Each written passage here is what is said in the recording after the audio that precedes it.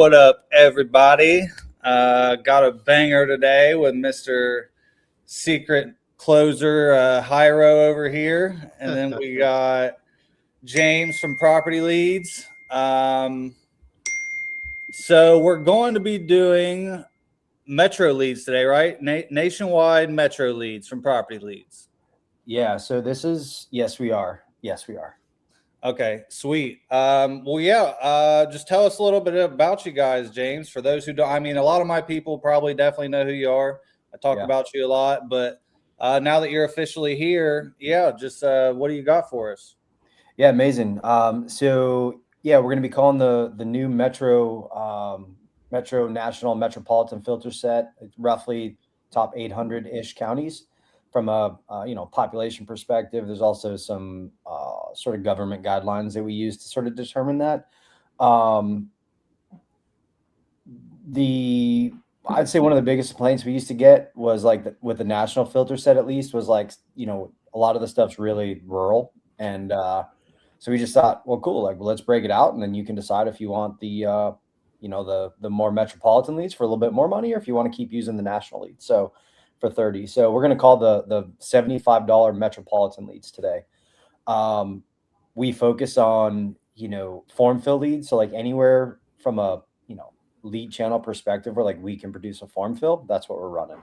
And then, on the back end, we run it through, a pretty extreme kind of funnel to make sure that by the time they get to you, the seller, that they're actually interested in selling their property in the next 6 months. So. Sweet. Yeah, I love it. That's why the leads are so good, because they're filling out forms. They're coming in inbound. They're literally being like, hey, Tyler, what's up? Help me. I need help.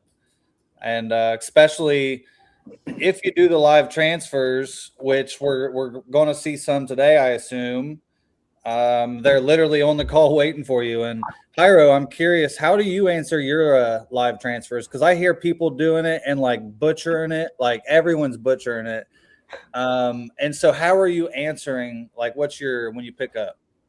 Oh, I'll just be like, hey, this is Jay with JRBuys Homes. How can I help you? They give me the introduction. Then I'll be like, what about the ad caused you to, want to look into this a bit further? They say, hey, I just want to sell it as is, hassle free. Yes, yeah, we can help you out. I'll go straight into the call. Yeah.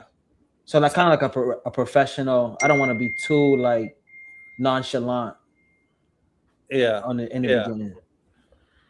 Well, could I? So I've noticed a lot of people get really stuck here. Maybe it's just the newer folks who just don't have as much practice. What I love about what you do is it's just very straightforward. Hey, I'm the guy that can buy your house. I'm the guy that can make all of your wildest dreams come true. And I think that's a nugget that people may overlook, that just less is more. And because when we first rolled out the live transfer, some of the feedback we got was, well, I get concerned because at least when the leads texted to me, I could pull it up on Zillow and look at it while I'm talking to them. And so I tested it while I was walking my dog. I'd do the MLS listed ones. I'd get live transfer, just mess around with it. And I never had one person be like, oh, well, I don't know who you are. There was never any worry about them, me being a scam or anything like that that I've heard with some of the people in terms of what they've been experiencing. And I have to imagine that some of the delivery there, hey, I'm James, I'm Hyro, I can buy your house. What you got cooking? So confidence. Yeah. I mean, that's all it is, right? And I've even said hey, I'm literally out walking my dog. So I want you to know that. Because then they're like, okay, this dude's just a normal dude who answered my call. So I don't know, maybe that's a little nugget folks can take and just kind of run with. Just I'm curious, what do you guys say when you got we'll call it a combative seller who's well, what website are you from? What website are you from? Because I know that happens sometimes. I playful tone. I disarm them and then I just go into it. It just depends what they say. What website? Oh, I mean, we have a lot of marketing thing. Did you click on something? Put it back on them. Yeah, good. That's great. Yeah. That's what I recommend too. Just hey, I always try to position myself as just I'm just the sales guy. I'm just the guy. Exactly. I just say, hey, that's a great question for marketing. I'm just a sales guy. I'm just calling to see what I can do to buy your house. I mean, I could probably get that for you, but hey, what has you even interested in selling to? You probably saw something online you clicked on, right? Yeah, exactly. Yeah. Oh, it's literally just how you're talking right now, though. Like, it's just the conversation and how you're talking. I mean, that's all it is. But it's funny that you say, you use walking your dog, because I always say a lot of people, they hear objections, they get scared. Like, I hear them, and like I literally just think opportunity. Like, I'm like, this is where everyone's about to fail, and I'm about to blast through this, and then like the gates are wide open. So like, if my son's here jumping on me, banging on me, I'm like, Baylor, I'm like, chill, dude. And I'm like, sorry, my 5-year-old son's all over me. I'm like, hang on, dude. We'll go outside in a minute. And like, they're just like, oh, you got kids? I'm like, yeah, how about you? And literally it goes right into it. So. Yeah. I also do this thing sometimes. Like, if I'm not sure how to overcome the sales objection, I'll just say, dang, that's a really good question. I kind of suck at sales. I'm not really sure. Like, I'm not really sure how I should answer that. Like, so I like flush it out. Like, if I don't know how to answer something, I'll just be like, dang, that's a really good question. Like, I honestly, like, I kind of suck at sales. Man, my sales manager is going to make fun of me for not knowing the answer to this for sure. Like, there's no doubt in my mind. And then I'll transition to a question that kind of gets the call back on track for me. Yeah. You like normalize it. That's good. Yeah. Just like make me an offer. Dang. Like, if I make you an offer right now, like, I'm definitely getting a spanking tomorrow on the morning sales call. Like, everybody on the call is going to make fun of me. And like, I don't want to get made fun of. I'm sensitive. And that a lot of that aligns with Hyro. Like what you're saying, a lot of that aligns with Hyro. Just like lean into it. Like, I don't know. We don't have to give like necessarily a master class on sales, but if you just talk to people how you talk to like your boys, like exactly, maybe minus making fun of them. I think it'll go really well most of the time. So yeah. Awesome. All right, I'm gonna click the leads on now. I'm gonna turn on the account. We can keep talking. So just so everybody knows what we did for this one, just to make it like really real, is we just added the Metropolitan filter set that anybody can go in and add, and we got it filtering in right into Tyler's personal CRM. And then what I've done is I've added their phone numbers for live transfer. So if a live transfer does happen where somebody calls in, what's going to happen is it's going to dial both these guys at the same time, and then may the best man win. I'm a big fan of the boiler room style. So you guys can both rush to the call. And then if we get you guys both on calls, what I'll do is I'll pause the account just so we're not getting smoked with leads. And that way people can actually see it. And then obviously you guys can communicate to me what you want, what you don't want along the way. So I'm going to activate this now, and we'll get this rocking and rolling. Yeah, I'm excited. I'm curious too, for people that was watching, are you using the $30 leads or the 75, or are you doing like county or state, or what are you guys using? Because I used to do a lot of nationwide, the 30. Then I switched to like doing some Ohio at the state level. Now I've been doing counties. And so I've seen it all. And now I like the metro. So I've been part of this, I don't know, 5 to 10 of us sometimes at night for some reason, like midnight on here, calling. And so I'll turn on the metro leads for that, because I'm like, if seller fills out the form, I'll call them. And it's late, and then people's on here calling. I'm like, what? Get me all fired up. So I turn on leads. Then usually the wife or whatever walks out and is like, what the hell are you doing? It's midnight. I'm like, I'm just chilling with the boys. Like, I mean, and that's the cool thing is, got a lead here. Hyro, you can have the first one. It's a good area, I think. Yeah. Oh, Hyro, I'll get you on for the text delivery too, so you actually get the text message as well. Okay. That way you can call. Are you calling from your cell, Hyro? Yeah, my cell phone, yeah. All right. Let me add you. Sorry about that.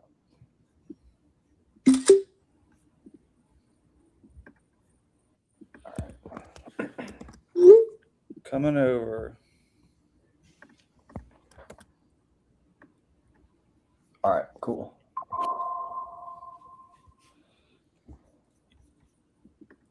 Let's go. Yep. Guest first.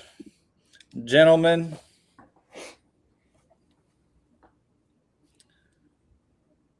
You gave me a weird last name.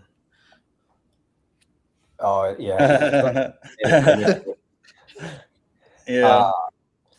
One of the things that I think is sort of relevant from like the $30 leads to the 75 is how you treat them and how you look at them, right? From the perspective of like if you're brand new and you just need some practice talking to sellers, like for $30, you can practice lowballing some dude in the middle of nowhere. And like they are tougher to dispo, right? If you only do cash offer stuff, for sure. See if we get them.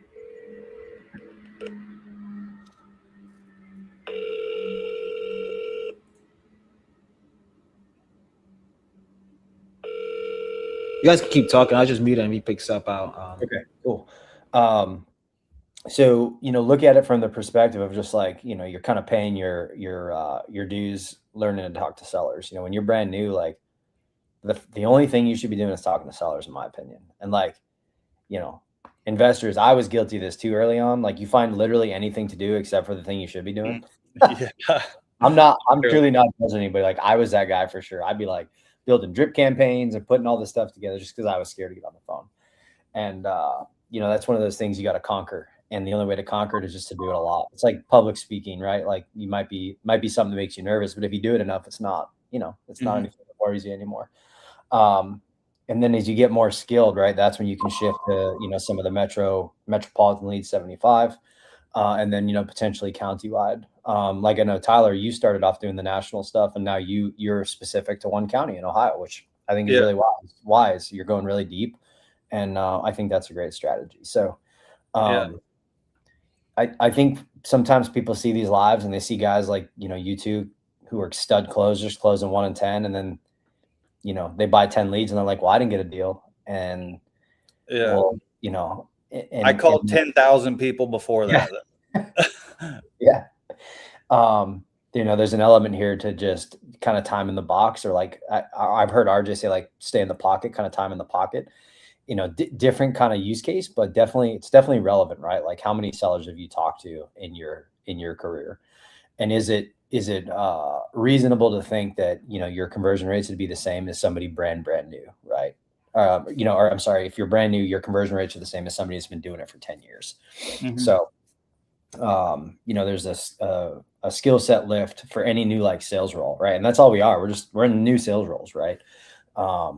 And the folks that I see do the best long-term are the ones that sort of identify where the bottleneck is and then solve it, right? Sometimes it's a sales process issue. Sometimes it's legitimately like a lead quality issue that we need to adjust. But a lot of times when I look at like the data, sold house data, there were quite a few sales, which generally indicates there was enough opportunities to do a deal. Any answer on that, Hira? No, he had the weirdest voicemail. He said, "This is not my main number. This is only for spam calls." But I left a message. Okay. Yeah, well, put your main number then, bro. Or like, dang. I'll tell you guys a funny story about that spam number. Somebody put in a fake number. This lead came in a couple years ago. This is going back to when like I was still processing refunds. So like it was at one point I was doing like onboarding, retention, refunds, and we had this lead come in. It came in as a refund request. And the operator was like a very seasoned operator, like very smart, very sophisticated. And they got it was like a spam, like they called the number and it went to like a water treatment plant or like something legit. But the mistake that they made was they didn't send any emails. So I had emailed the woman and just kind of, you know, started the conversation, and she emailed me back and she was like, oh, hey, thanks for emailing me. And then she explained what she does. She said, every time I fill out a form online, I always put the wrong number in because I don't want my phone to get blown up. So what I do is I put my right email address in, and then whoever takes the time to email me is who earns the conversation. And that's what this guy said. That's what this guy said. He said in his voicemail, email me and I'll probably get back to you a lot faster than if you call this number. Yeah, so that's interesting. I'd be curious to see if you just shot him a quick email, Hiro, if he responds. Yeah, I just did. Yeah. Of course you did. I should have known. Yeah. I'm sorry. That's my bad. I should have known. I can call him again so you guys can hear his voicemail. Yeah, let's hear it. He's going to answer. Imagine he picks up. Yeah. It's always when you're not expecting it.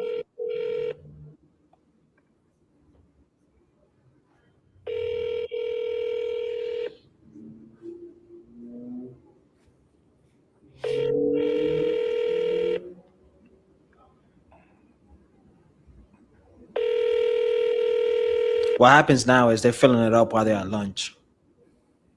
I bet you're right. Hi, this is Tim.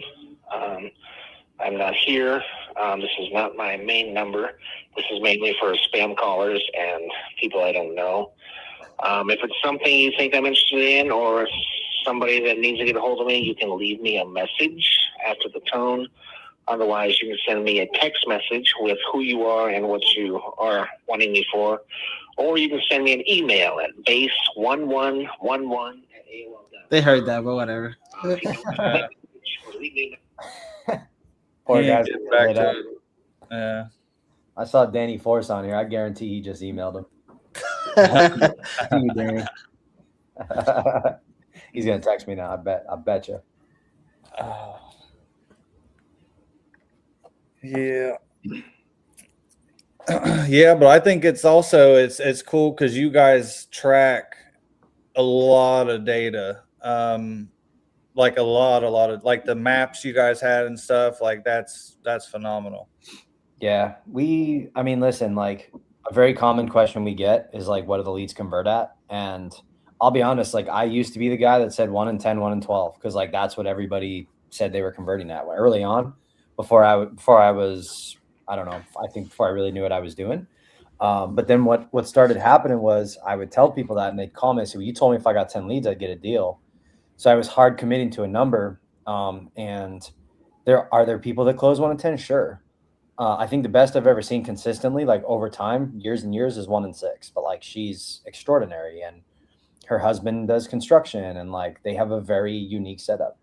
But the leads, if the leads sell to somebody, right, the conversion rate's going to vary based on, the ability of the person closing the deal.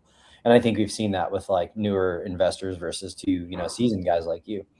So now whenever somebody says, what do the leads convert at? I'm like, well, I don't know, bro. Like, how good are you at converting? Because like, that's ultimately what it boils down to. Now, if you buy 200 plus leads and you're not winning, like we can definitely take a look then. Cause like, there's enough in there to 100%. Where you should have had some leads that turned into deals for you. And to be frank, like I've looked at people's accounts and like, I'm like, dang, like sold house data is super low and like it is on us and we got to give them a credit and carry on. And then other times I'm like, dude, 60% of your leads sold to somebody. So like, you bought 200 leads, 60% sold to somebody. Like you had plenty of opportunities here. So like, let's figure out where the bottleneck is, or the hole is in the sales process, so that like we can just get you back on track. Cause like you have opportunities. Now we just have to figure out how to convert them. One thing that was interesting that we looked at refunded leads and the percentage that sold. I want to say like 20% of refunded leads for like no response, for example, end up selling to somebody over the next 12 months. I thought that was really interesting. What that tells me is like whoever follows up the longest is going to get a couple extra deals a year.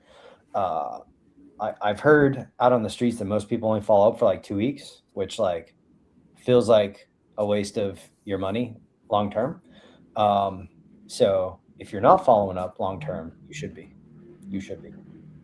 So I'll tell you this: I suck at follow up.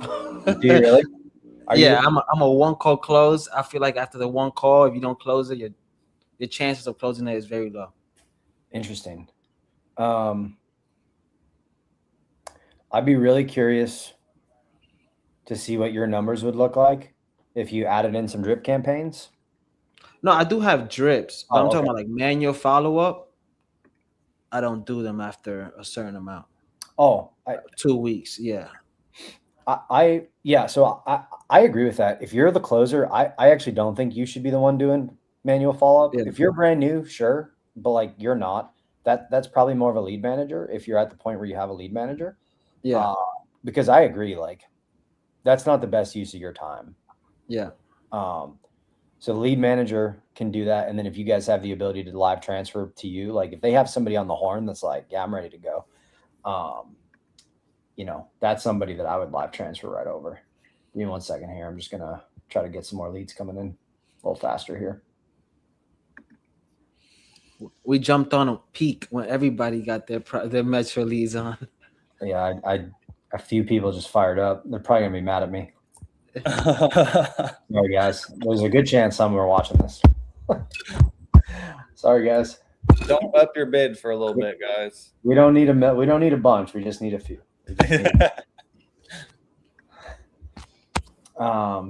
We should get some rolling in here pretty quick.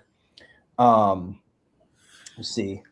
Tyler, you and I were talking before this call. We're kind of talking about some of the home seller experience stuff, and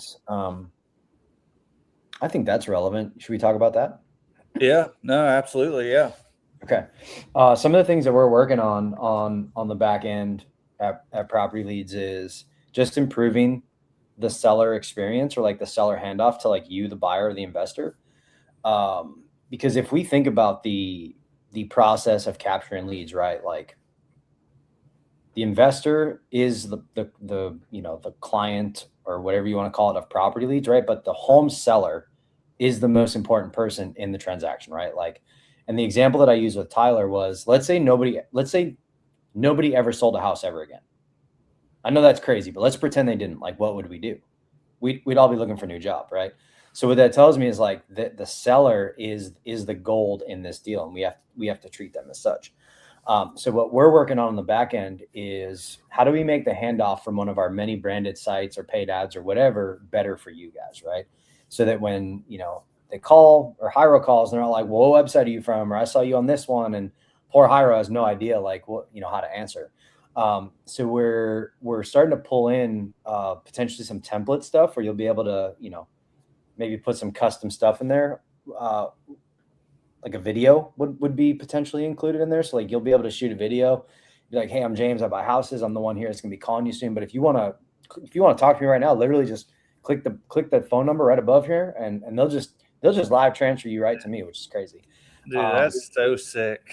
Yeah. Yeah. Well, there'll be a hard push to evolve that over time, because I believe that just from watching the space over the last 4 years, I believe that the home buyers or the investors that treat the sellers the best are the ones that are really going to excel over the next year or two, because there's kind of this trust recession online.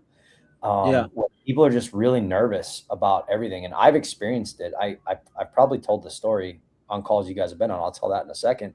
But if we can improve the trust handoff, I think that will help you guys do more deals. And then the person receiving the lead and calling them, as long as you can create a really high-end experience for the seller, I think you'll win more deals just by more deals at a lesser price, just because you're better at making them feel good about the outcome. Can I ask you, can it hurt you if the investor is not as professional? Will it hurt your brand? Honestly, that's a great question. We've definitely talked about that. Like, what if we link somebody up who has like a bunch of bad reviews? Like, and I think the answer is potentially, but I also tend to believe that those folks are probably in it for the short term. Like I don't think they last super long. You got one? Yep. Okay. I don't think they last. So I don't know. I don't foresee him. I don't foresee him being problematic for that long. But yeah, it's definitely something we've worried about, and we do take a risk there for sure. Yeah, I had sellers say, hey, I saw it was, and I won't say the company name, and I'll be like, yeah, they connect us to whoever thinks is going to help you guys out the most. Great answer. Creates Great trust answer. right away. Yeah, that's a great answer.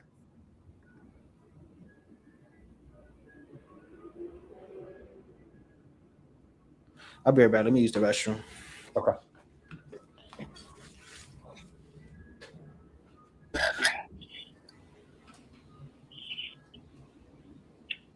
I think he's there. No? Is not available. At the tone, please record your message. When you've finished recording, you may hang up or press 1 for more options. To leave a callback number, press 5. Hey, Dan, it's Tyler Osborne. Looks like you filled out my form. Want to sell your property there on Orange Ave. When you get a chance, give me a call. Thanks.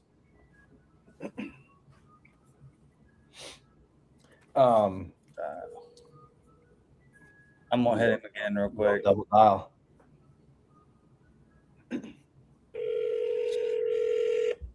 Shot text, smell. Hey, is this Dan? Yes. Hey, Dan, it's Tyler Osborne. Giving you a call. Looks like you filled out my form. Wanting to sell a place on South Orange Ave? Yes, one. Okay, awesome. I'm getting her pulled up here. And what were you looking to get for it? Well, I've had it out.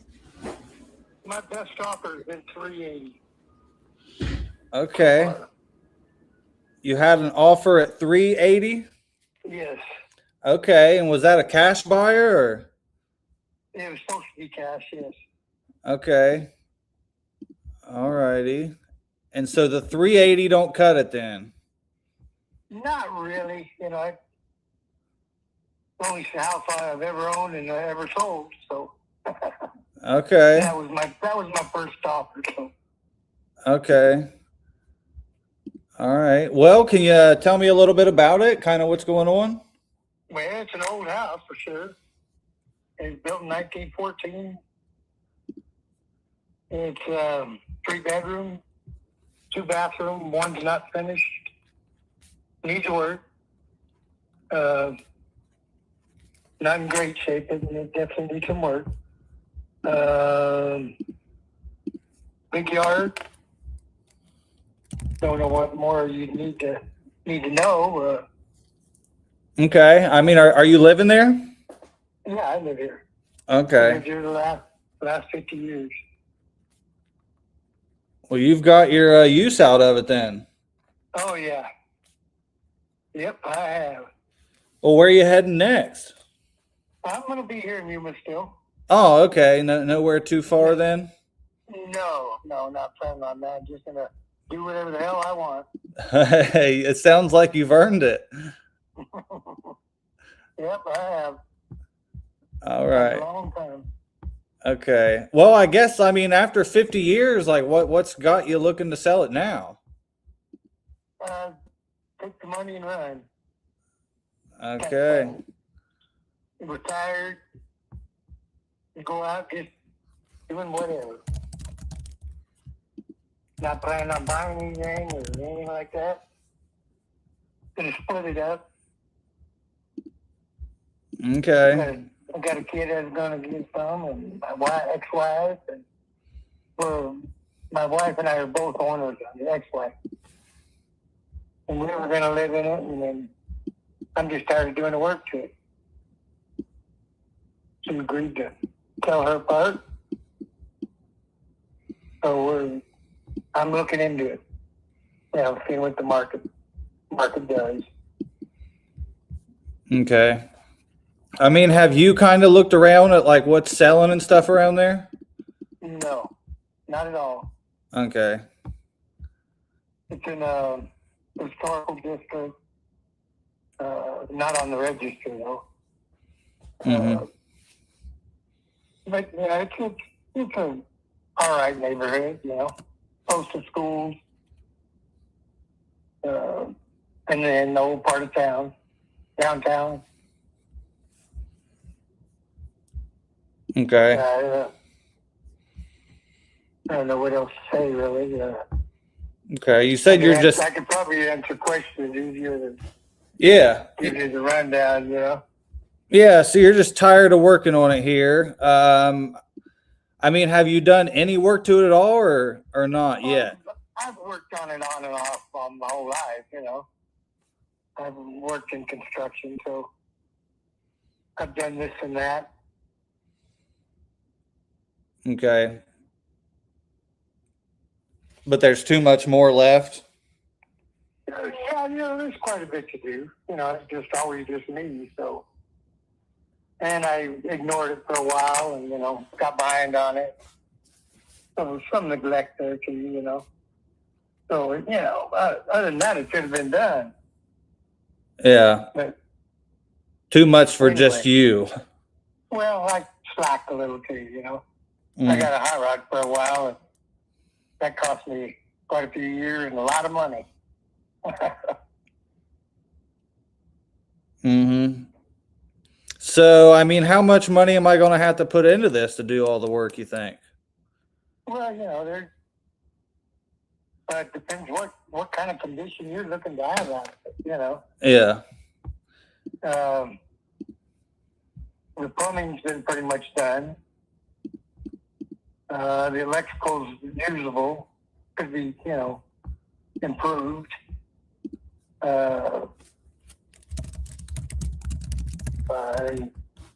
It's going to be new flooring.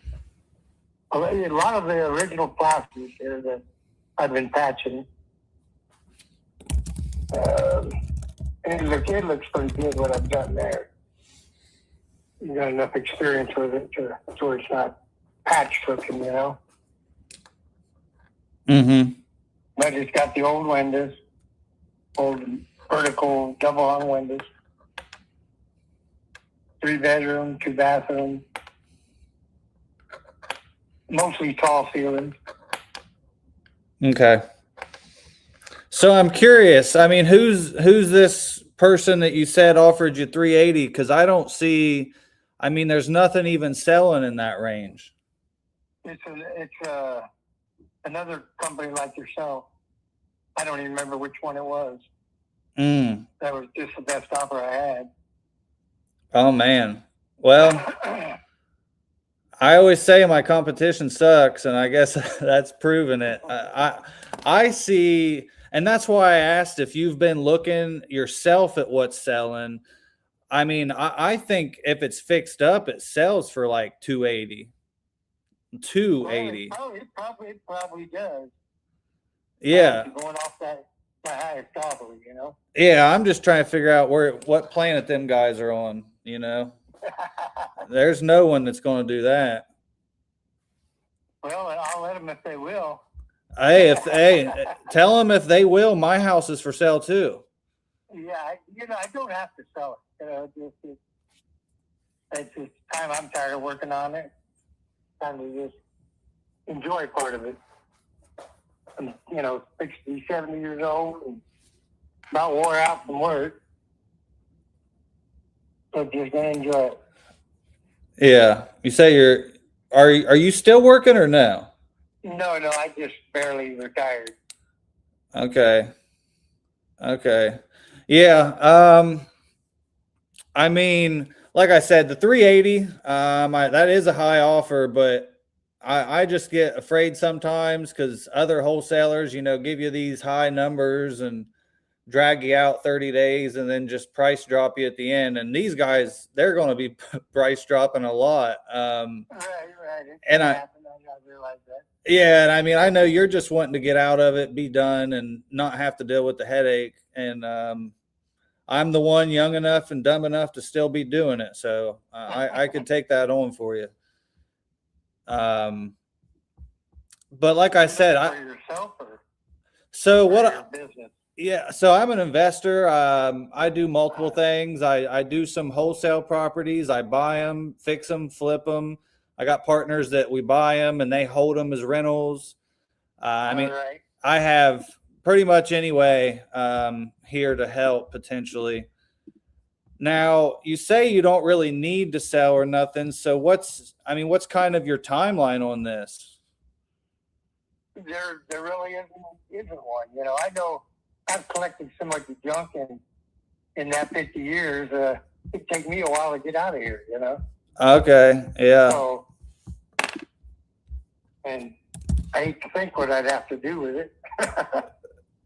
Yeah. I've collected junk all my life, and into antiques and collectibles, and just I've got way more than I need. Mm-hmm. Yeah. Okay. And then, so, and you said you would still need to find a place too, likely? No, I thought I might just give me a truck and go somewhere else, I'd go out fishing, go wherever. It sounds like I'm going to go with you wherever you're going. Yeah, little treasure hunting. Okay. Yeah. The reason I ask here, like I said, I have a couple different ways to help, potentially, but I mean, if I can get it, out of your hair and stuff, what is it you're looking to kind of walk away with? It depends, I guess, on what all it costs in the end for me. I mean, I don't I don't want to lose any of it on having to pay for this or that. Yeah, absolutely. So, I mean, let's say there's no cost at all. You know, you don't pay nothing, no closing costs, no agents, nothing. I mean, what cash would you like in your pocket? Maybe I could go with 3 or something, maybe. 300? You know, yeah. Well, it won't even, I don't think, be worth 300 if we fix it up. Right. Well, I understand that, you know. Yeah. So. And I'm just thinking side of the can, you know. That 380 is where it started, and that's kind of what I hoped for, you know. So. Yeah. What can I say, you know? Yeah, they were blowing you hopes and dreams, huh? Yeah, time will tell, I guess. Yeah. Well, I mean, you know, you're not in a rush. You're wanting like 300 something. I mean, there's places listed on there right now, 3 beds, 2 baths, you know, same square footage listed in the low 200s. Mm-hmm. No, right. I understand that. Yeah. I've seen these prices, you know. Yeah. He was way over what I would ever guess. Yeah. Well, yeah, I don't know what them people were thinking. I don't know, but I liked it.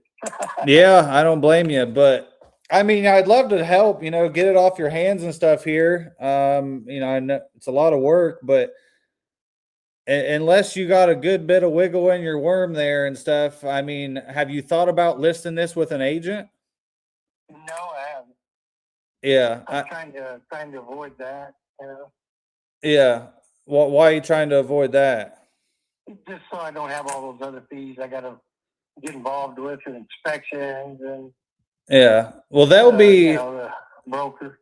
Yeah, they're the biggest headache, but the most money. So if you're wanting strictly the most money, that's definitely going to be them. But if you're like, you know, I'd be willing to take a little discount to not deal with them, I could help. But even then, I mean, we still got a lot of wiggle in our worm. Right. I haven't really gone any way particular, so I'm still just seeing how it's going, you know. Yeah. Haven't been in any hurry at all. Mm-hmm. That'd make me have to worry about what I was going to do with a bunch of junk. Mm-hmm. Yeah, I mean, that's what I mean, you know, with me too, you ain't got to deal with any of that. You can keep, you know, junk, whatever you got. I'm sure you said 50 years worth of stuff. Oh, yeah. You know, I can only imagine, but take what you want, leave what you don't. You know, you ain't got to fix any more flooring or paint, no lights, no toilets. And but still got to worry about what I'm going to do with it. So if I ain't got a house, I got to do something with it. You know, it'd be storage or. Oh, yeah. Yeah. You know, I don't necessarily going to buy a house or anything like that. Yeah. Find a place to rent with other people or something. Yeah. Yeah, and I could help you on that side too. You know, if you're like, hey, I'm looking to rent here or buy here or look for this RV here or whatever. I mean, I'm always down to help however I can. So, Mm-hmm. Right. but yeah, I am getting 70 years old, you know, so I'll be lucky if I get another 10 years out of it. yeah, we need to get you out of the house and get you on the road. Yeah, with a chauffeur and everything. You want me to drive you around? If we're getting a really nice camper, I'll drive you around. I can work from anywhere as long as I got Wi-Fi. Where are you from? I'm in Ohio. Ohio, whoa. Yeah. Hey, you were over there where it's cool. Yeah, it's definitely nothing like where you're at. No, it's hell here. Oh my. Don't get used to it. Yeah, I mean, so like realistically, because I know you're saying you don't need to sell, but I can tell you really want to sell because the headache, the stuff there, the work. I mean, well, and you know, nothing to retire with, really. You know. Yeah, I mean, Do you owe? I assume you've been there 50 years. You probably don't owe anything on this. In what way? I don't know. Is there? I guess I shouldn't assume that. Do you owe anything on it? No. Okay. I owe nothing on it. All right. Not a thing. Okay. Well, so I guess my question, I take care of the headache. You never touch it again. You know, we have your truck or whatever lined up on the back end. You keep what you want, leave what you don't. I mean, what's cash in your pocket bottom number? I'd like to think 3, you know. Just other than that, maybe I should keep it, you know. Mhm. We need a place to stay till I croak. Yeah, well, I'd say, I mean, I wish I could help you here, Dan, but I think your best bet here is probably going to get a realtor. But even then, like, just my opinion, I may be wrong, but I think it's probably worth maybe 300 if it's fixed up and you list it on the market. You're right. I can see that. Yeah. So you'd basically, for a cash offer, they're going to be, you know, start at the 300 minus any repairs, minus realtors and closing costs and title, then minus some profit. Right. Didn't want to have any of those kind of deductions, but No, that's just part of it. That's I got a sister that sells out of the city. So, you know, I haven't even talked to her about it yet. Yeah. Yeah. Well, that's what I would say. Yeah, I'd find you a good realtor there and see if they'll, you know, see what their opinion is and get it listed and go from there. Right. Right. But I do appreciate it, Dan, and I'm excited for you to get this sold so you can go travel. Right. Just do whatever. Yep. Maybe not. Yep. You're gonna go travel, and I'm excited for you. Yeah. All right. Thank you. All right. See you, Dan. All righty. Bye. Bye. Dang. I hung in there longer than I probably would have not on live because the numbers, but oh well, it's a good conversation. I would say that he needs you, and you didn't realize it. There, yeah, there's something there. I could feel it. He mentioned the junk. He mentioned the junk. I got a lot of junk. I don't know. I'm tired of it. Too much. Yeah. He needed you. He threw out a number. I tell you, that's why I don't like asking for price up front. I mean, we went through it for like, I mean, I hit it. I mean, I see what you're saying, but we was at 380, 300. We need to be at 100. Yeah, but if somebody offered 380 and he's willing to take 300, there's a disconnect there. There's no 380. That number is fairy tale. Yeah, yeah. Even outside of that, just his 300, I'm saying stuck on. Like, we got a lot. Hang on, hey, Ira, how would you ask that question, right? Because like you can't say like, well, why would you take 300 when somebody offered you 380? Because it's like accusatory. But I'm curious, like, how would you ask that question? How would you extract that information? Because that's a great point. Hello, this is Tyler. Hi, Tyler. Thanks for picking up. What kind of business do you run? No, thanks.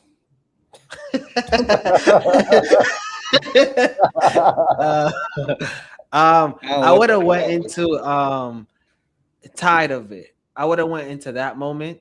Like, what are you tired about? The work. What about the house? What about the house? I think I have this lead in my CRM. Oh, here I just got. Or is it the Angela one? Yeah. Okay. Well, that was yours anyways. If it is, then I would have went into what about the work? Are you tired about? He probably would have mentioned. We never know what would have came out. Health. He's older. What's his plans? What is he looking to do after I got pain? You really never touch the pain to really. I can't make up something. You know what I mean? But I would have went into the pain and then circle it back to price afterwards. But I would have got what he really needed. I think he just threw a fairy tale number. At the end, it felt like he didn't want to hang up on you. That's all I'm saying. I didn't feel like, I'm not saying it's a deal. No, I don't But- think he did either. I don't think he necessarily did either, but I just think that was an embrace no, in my opinion. Yeah. I mean, I looked at the house. It needs work. Yeah, I think ARV's 280 to 300. You need it for like Ish. 125, 150 max. I just Yeah, think he's an 125. old gentleman that he said he's never sold a house. He's never did this before. He's lived there 50. He don't understand something, like you said. Yeah. Whenever I'm kind of going in circles with somebody on a sales call where I can't really extract maybe I'm not asking the question that extracts the information that I want, I'll typically defer to like how they're going to feel if said thing is achieved. Hey, you mentioned, you were doing a bunch of work. What kind of work? Right? Yeah, that's a lot. How would it make you feel if you didn't have to do that anymore? And like, hey, you mentioned you want to go on this road trip. Like, man, I'm picturing you in an RV. You picturing yourself in the RV? Like, how would that make you feel if like we could have you on the road in the next, I don't know, 30 to 90 days? That you'd probably be super annoyed by that, right? If you'd be out on the road, hair flapping in the wind, beard flapping in the wind, you probably hate that, right? Tyler, call that number. See if she picks up for you. I think my number's probably coming up as spam. Oh, baby. Because that's 3 in a row. Can't come to the phone right now. Please leave a message and I'll get back Oh, to yeah. Let me try again. Is that But what yeah, you good did, point. or- I would have went to how's it impacting him into circling back at what he was looking to do. Yeah, and to be fair to Tyler, I don't necessarily think that means you convert him today either, by the way. I just I wonder like he sounded like a guy who was like, man, I just don't know what to do. And like I literally need somebody to hold my hand and like spend an hour or two on the phone with me. And like I know this isn't the best setting for that because we're trying to like get a deal or whatnot, but I'd be really interested if you called that guy back later and just like, hey man, yeah, he's definitely a follow-up for sure. I've been thinking about this call and man, I was kind of reviewing in my head and I don't know. I feel like there's something here and maybe I missed something. Like, I don't know. That's how I would approach it. Like, I feel like I missed something if I'm trying to like kind of round up a follow-up. So, Yeah. Yeah, for sure. Did you see the house? Yeah. It looked rough, right? Yeah. Well, that's what I seen it. I'm like 280 ARV, 50K rehab. Buyer's going to want 50K. That puts us at 180 minus closing costs. Shit, that's 160 minus a fee. We're 125 or something. Yeah.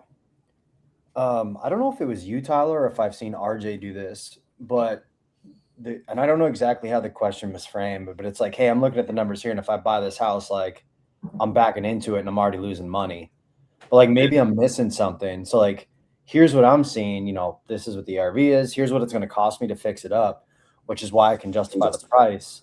But like maybe I'm ignorant and maybe I'm just missing something. Like, I asked him about it and he didn't know because I was hoping he would say, yes, I've looked at what's sold.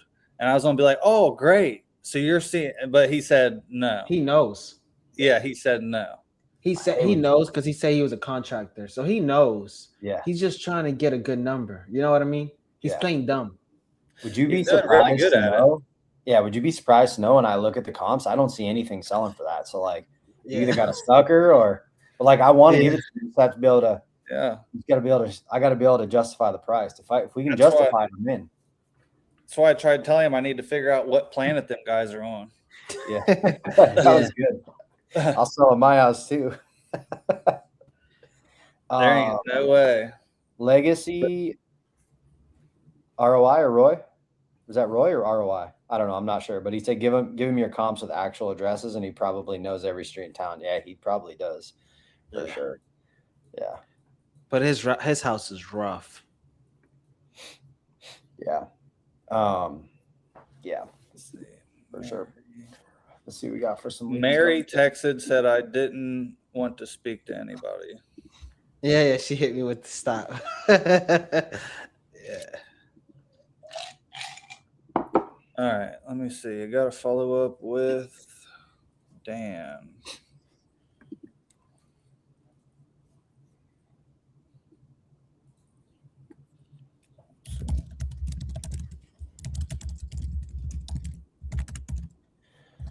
I think there's some solid lessons though on a call like that where like that person needs help, but like it's not always going to turn into the super sexy like one call close. I know that's what we all want and sort of dream of, but there is some finesse to this that sometimes it can take a few calls to get people across the finish line. I'm curious in that instance, do you guys ever make an offer? I always make an offer. We don't know the truth until the numbers out. Yeah. One thing I've tried a few times that like I was shocked actually like was received well was if I have somebody like that where I'm pretty sure that like my price is going to be way, way different than what they're wanting. I'll ask in a way, I'll say, hey, Hyro, if I made you an offer with a 1 in front of it, you'd probably hang up on me, right? Yeah. And like I asked that question expecting them to be like, yeah, I'd hate your guts. And they're like, well, no, not necessarily. And I'm like, oh, okay. I'm surprised. Yeah, that's it's like throwing rain. Yeah, it's like the same thing I kind of do in the way of where I'll be like, it's worth 280, but then minus your rehab, minus the closing cost, the realtors, and minus a profit. Like they're in their head inserting that rehab and shit, and so they're kind of stair stepping. But that's one way I do it. Then the other way is I think like others do is just like, man, like I guess you could kind of call it throw and blame or something, but like, man, these cash guys, they're going to come in at like 80 or something. Yeah. Oh, I never thought to do that. And then they're going to be like, holy shit. And then I'm going to be like, yeah, that's what I'm saying. Yeah, that's great. Be like, but here's what I can do. Yeah. And I'll be a little more. How would it make you feel if one of them wholesalers came in, you put them in the corner, one of them wholesalers came in, made you an offer of 80, you probably just hang up on them, right? Because you're asking for you. Yeah. That's big. It's a great gauge to just, and usually when I say it, it's because I know how they're going to react. Yeah. Like I already know what's about to happen. So like, don't get mad at me. Like Hyro would offer you this, not me. That's what Hyro is going to do. Yeah. I think it's really funny to do that, like to say an actual name on the call. I know James would probably offer you this, but like I would never do that to you because I care about you and I want you to make as much money as possible. Yep. Yeah, but then you got the others out here that are offering 380 on a 280 ARV house that needs 50K in work. So there's both ends of it. Yeah. I'm telling you that was a lie. I'm telling you that's a lie. It could be, yeah. Yeah. The only other thing like I've tried to do, maybe not super successfully in that instance, just in terms of like trying to convert what seems to be a lost conversation to a one call close is like hey, listen, like if you have that offer, I'm surprised by that, but like here's some of the things that you should watch out for. Like here's what those wholesalers are doing. Here's what Hyro is doing. He's going to make you an offer with the intent on coming back to renegotiate. The contract that you get is going to have a low earnest money deposit. Like, look for the $1 to $10, $100. If they're putting that in, I wouldn't. I don't know. Would you trust them as serious? I probably wouldn't.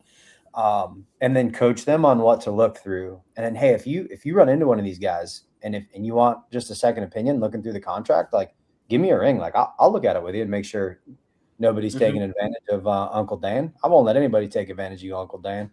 Yeah. Because then you open yourself up to like potentially at least be like, I don't know, you're back in the mix, right? Like, yeah. Hey, here's why I'm worried about this. Are you worried about this? Create doubt.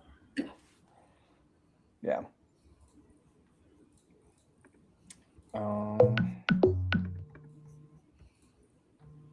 See if we get some leads coming in. Let me add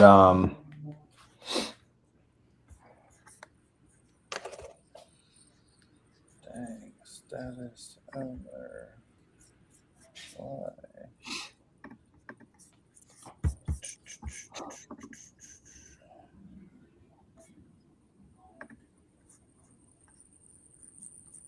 But you can tell that lead was fresh.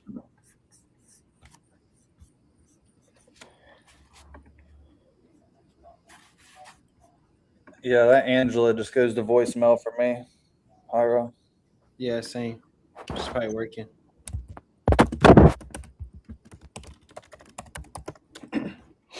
All right, let's see if we can get some leads coming in here.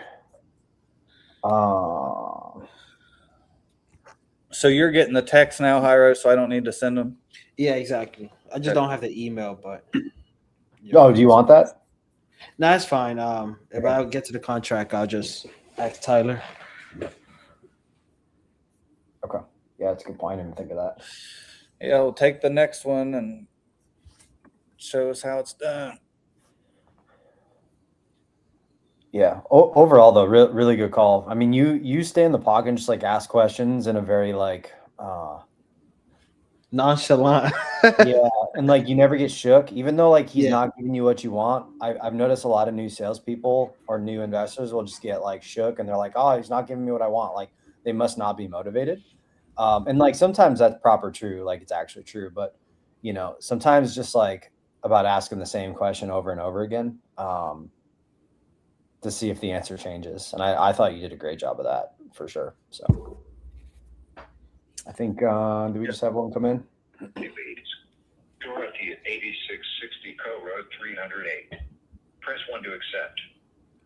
Ooh, that's I don't have an address for this. Here, I'll drop It it. just came in now. I'll drop it in the chat. No worries. We're merging It's you into a reported Co Road, Hyra. Hello, Jay speaking with Jared Bice Homes. How can I help you? Hello, yes.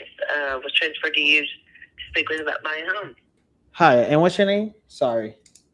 Diane Mitchell, Dorothy Mitchell. Dorothy Mitchell. And your property in Terrell, Texas? Yes. Perfect. Okay. Let me pull this up. And did you see anything on the ad that kind of caused you to want to reach out? No, we're just kind of surfing around looking, trying to see what's up or what we can do with it before putting it on, try to put it on the market ourselves. Okay. No worries. But you're looking to sell it, correct? Yes. Okay. And are you currently living in the property right now, or is it vacant? What's kind of going on with it? No, we're living on it. Oh, cool. And where you guys heading next? I'm sorry, what? Where you guys heading next? Probably up toward Oklahoma, as far as we can tell right now. Oklahoma. Okay. And how long you guys been thinking about selling this one? That's for a year or so, somewhere thereabouts. Actually, the property's in my mom's name. She's in a nursing home, and I have a ladybird deed on it.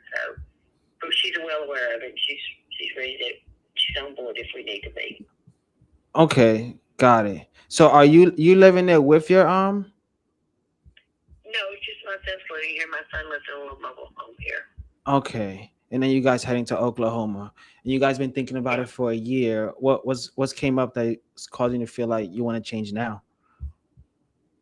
Nothing. We just seen this ad on there and just checking it out. Oh, okay, no worries.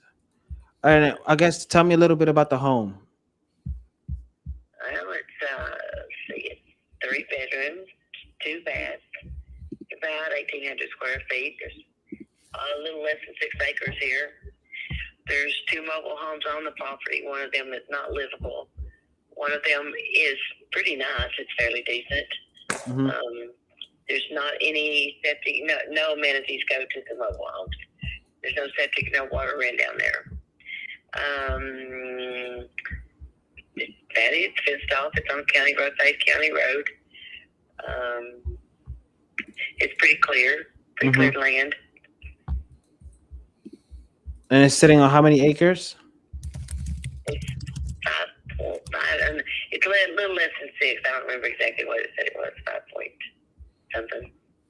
Okay. 5.455 or something like that. Got it. Okay. And help me understand. I mean, what made you guys want to look at selling to an investor and going this route instead of taking a gamble and going with a realtor? Well, we did, and we've been with the realtor, and we just didn't feel like that we got what we were looking for there. Nothing happened, so we didn't do anything with it. Just kind of sat on it for a little bit and decided to start over. Okay. And tell me a little bit about that. What do you mean you didn't get what you wanted? Well, obviously the property didn't sell. We did get it had very few showings. I think it's a very nice person, but I think she was more interested in. She was busy. The realtor was busy? Yeah, I think she had other properties that were probably worth more, or much more. That went faster, attracted more attention. I don't know. I can't tell you what the problem was. Okay. And when you guys took it off the market, did she give you any type of feedback on it? No, we got very little feedback every time it showed. In fact, I had to call her every time. And why do you think it didn't sell? I think it wasn't promoted very much. I think it wasn't. The pictures were not good. They were taken. Like I said, I don't think it got shown. We probably had, in the 6 months it was listed, we probably had 4 or 5 showings, maybe 2 or 3 that canceled. I'm not sure when the people came out even to look at it. There was never a lock put on the door, like on the front door, and we were asked not to be here, so we left. But I could not ever see. There was a couple times I could know somebody been in here, but for the most part, I think whenever somebody came to the door was not locked and it was kind of open. So it's kind of uneasy. I would have been uneasy to have walked in it myself. Yeah. Okay. Got it. And I'm a little confused. I mean, you guys had a list that you're looking to go to Oklahoma. You already have a place in Oklahoma? You need to sell this to buy a place? What's kind of Yeah, no, we're gonna have to. We got one offer where she had it for $300,000. We're gonna need to sell this one to be able to move forward. Okay. And do you owe anything on this one right now? We had some back taxes from my mother had the house up until it's still her name, but anyway, there is some back taxes. I'm not sure exactly how much they are, but they're probably $10,000-$12,000, something like that. Okay. And do you know how much you're needing to get for this to make sense for you? Yeah, we're looking for at least $300,000. Okay. And let's say you're not able to get that $300,000. What would you do at that point? I don't know, really. I just have to play it by ear. To be honest with you, I can't give you a figure on that. I don't know. It would just depend on a lot of things. I mean, we'd have to have time to get out of here. Obviously, it's the big place. We have, can't get out of here in 10 to 20 days. So yeah. But as far as the bottom line, I would say, I don't know. It just would depend. Like I say, it depends on a lot of factors. Yeah, and that's the benefits of working with an investor than going like the realtor route. We're not in a rush to close, and we can work on you on that. But being on the market for I think it was $329, right? And it didn't sell. All the investors obviously we're trying to make a profit and make it a win-win. But my concern is that the way the market is, and you kind of experience that when you put it on the market, that all the real offers, like everybody's looking to buy this, those offers would come in at the high ones, maybe the low twos. Would that kind of work for you just to get out of this? No.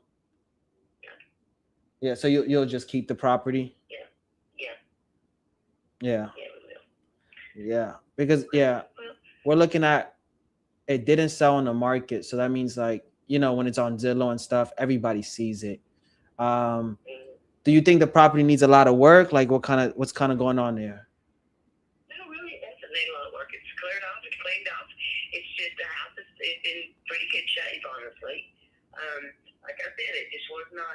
The pictures that the real estate lady took, they don't do the house justice. Number one, the insides, I'm saying.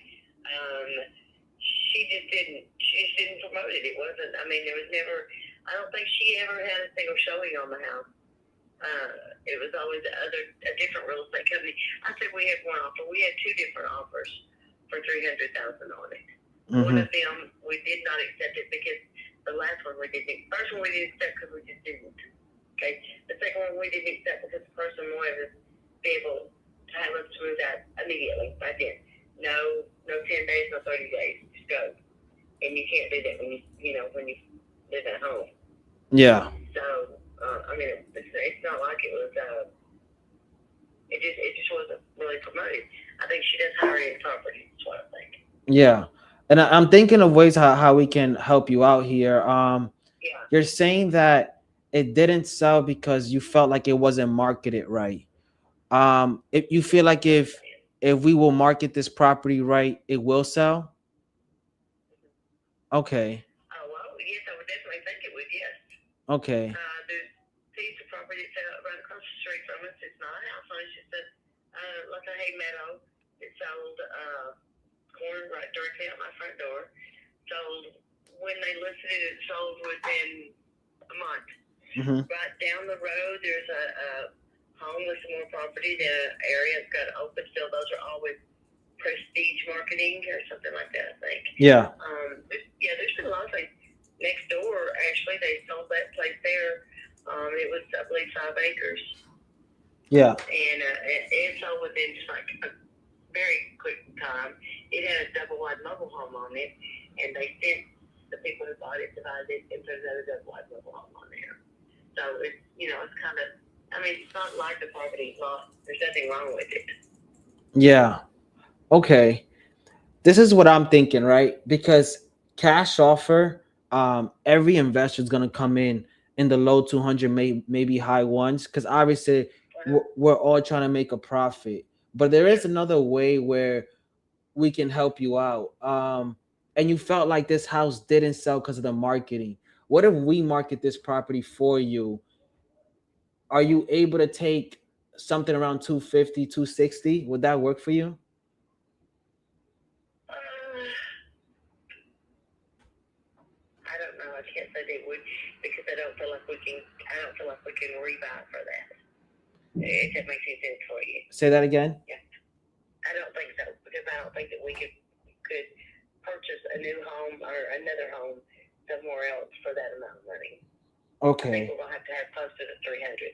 So you guys are looking to buy the house fully cashed? Yeah. Okay. Yeah, we were looking for something we could just pay cash for. Okay. And when you've been looking around in Oklahoma, what's kind of been the price points over there? 270 to 290, somewhere there. Okay.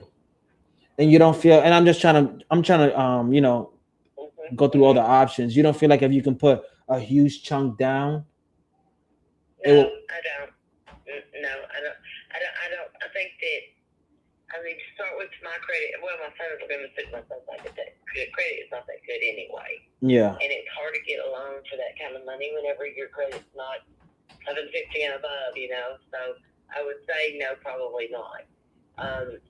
Yeah, I mean, if you put $200K down, that you'll get approved for anything. That's like more than 80%. Is that right? Yeah, you'll get approved for anything. You put 80% down, and then with an investor like us, I mean, we won't sell your home until you have a contract ready on the other house. We don't want to kick you out and put you homeless, if that makes sense. But the way I can make this convenient and easy for you, obviously you're gonna take a little bit less than that number you're hoping for, but we can market this out for you. We'll do a better job than all realtors because we'll market it like it's our home, and you don't have to worry about closing costs, commission, none of that. It'll just be a net number to you, and you'll walk away around 250, 260. Will that at least put you in a better position than all your other options? We had talked to another company. I mean, we've not listed with anybody, but we have talked to another company who had this move first thing, and that was fine. But we're kind of looking along the lines of thinking maybe we might could find a piece of property and we don't want to be told that we have to buy a piece of property with a home already on it. What if we don't want that home on there? What if we want to put our own home or we want to build our own home on there? And the other company, they want the property to have a home on it, which, okay, we can kind of understand that because, they're protecting their investment as far as that's concerned. But, if we get what we get out of it for us to purchase a decent home where we want to go, it takes every penny of it, which leaves us nothing to move on, and you just can't do that for nothing. I mean, I'm retired. I have a Social Security income, and my son, he's not working right now, but he's not working because he's down here cleaning the place up. And he did drive a wrecker for years. Yeah. And he makes super good money. But for the last year and a half, he's been out here trying. My mother and my daddy built the house, and it's just, it was just a lot needed to be done to it. They were old. I mean, my mom was in, like I said, she's 92 in the nursing home. They couldn't keep up with the cleaning the pastures and the picking this up, moving that, and getting this out of here, that kind of stuff. Yeah. So it was pretty much just a mess when we moved in here. Okay, So I got you. That's kind of our deal right now. Yeah, and thank you for sharing that. This is what I'm thinking, right? And these are kind of your two options if you really, really want to move. You can try another realtor, but you're probably gonna have. I'm not hoping it's on you, but it's just not a lot of good realtors out there, and I don't want you to have the same experience. So you can either go that route and just take a gamble with a realtor, or you can let us market it, and we'll market it like it's our home because we're kind of experienced at this. You will be taking a little less, around a 250, 260 mark, right? But what you can do, and this is how we can solve everything, you can put $200K down on that other house. You will have a low monthly payment. And then you will have 50, 60K in your pocket to cover moving costs and have a little extra change, to take a vacation or anything, move your stuff, anything you want. Okay. I feel like that's kind of your two options if you really want to sell. Yeah. And then the third option is obviously keeping it, but I don't know if you want to do all that. Well, you know what? It's not that I'm objective to it. It's just that I'd like for my son to be able to talk to me and know what's going on. I don't really. I mean, he's more to know how all that than I am. I'm just, I was just looking on there and calling. Is there, do y'all actually come out? Could y'all actually come out and maybe discuss this or? Yeah. So what's important to me is that you move confidently ahead. I don't want you to make a decision right now. And I know it's a big decision. So I'm with you. I'm just trying to see where your head's at as far as like moving. Are you really committed? Are you really want to move in? And it sounds like you are, because you did list it. So I know that if you do guys decide to sell, and it sounds like you will, I feel like with us, you'll definitely sell it. With the realtor, you'll just take a gamble and making more money. But what happens if you don't sell? Then you're just delaying everything. That's kind of your two options. Go ahead. I'm sorry. We didn't interrupt you. No, I'm pretty much finished right there. Sorry. No, you're good. Well, I was just saying that, they, I don't know. I don't quite understand that Move First and that thing program that they offered. Yeah. And they have been out 2 different times to explain it. But if you've never sold a house, move, dog.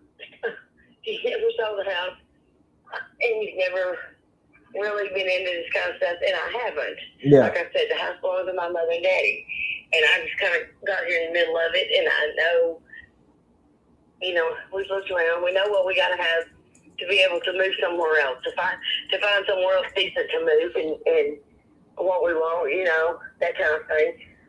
Yeah. So the only thing I guess I could say would be the payment stop, would be payment type thing. We really, it would just have to be very low payment, in other words.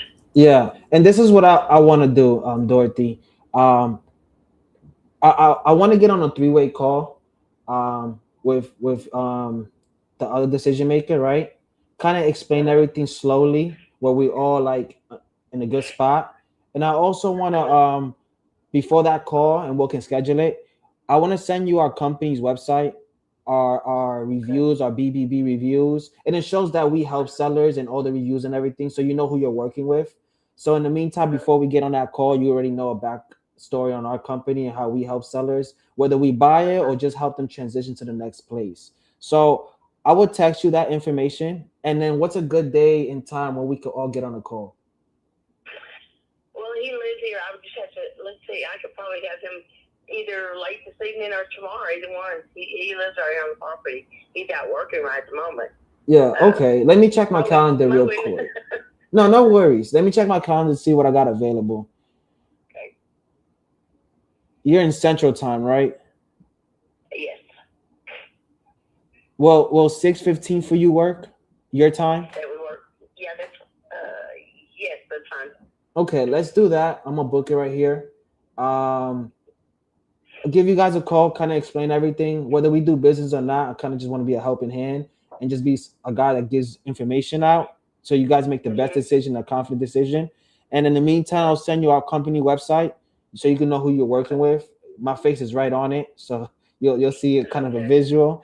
And then we'll go from there. I'll give you guys a call around 6:15 your time today, and hopefully we can make you guys happy, whether it's helping you guys out or just giving you guys information. Would that help? Okay, that'll help. All right, Dorothy. We'll talk to you at 6:15 then. No problem, Dorothy. Have a good one. We'll talk soon. Bye bye. Bye.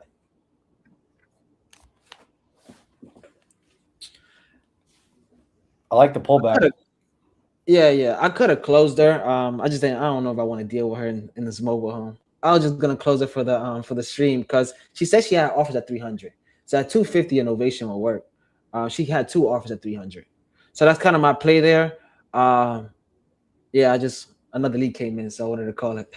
Yeah, makes sense. I will say I felt like as you worked your way through the conversation, she went from just like casually answering questions to like I felt like I could hear the I don't know, like the weight on her chest as she was saying stuff. Yeah. That's what I heard anyways. I don't know if you heard that too. No, I heard it. It's definitely pain there.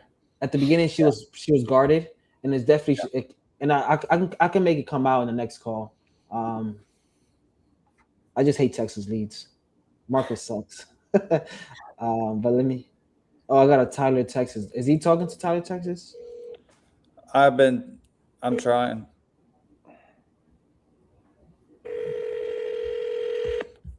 Call has been forwarded to voicemail. The person you're trying to reach is not that was the available. second forward. At the tone, please record your message. When you have finished recording, you may hang up.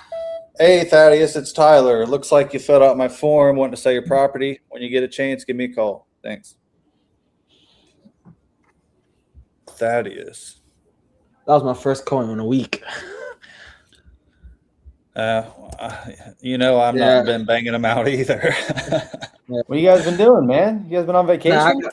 I got 2 sales reps, so they just do everything. I got too many fires fucking going on and too many sports and kids and Are your I'd love to learn about your team. Are they local? Or are they not local? One guy's local. One guy comes to my office 3 times a week, and then one guy's in Texas. Oh, cool. Wow, that's great. Yeah. That's awesome, man. And do they do their own lead management, like in the CRM, or do you have a lead manager as well?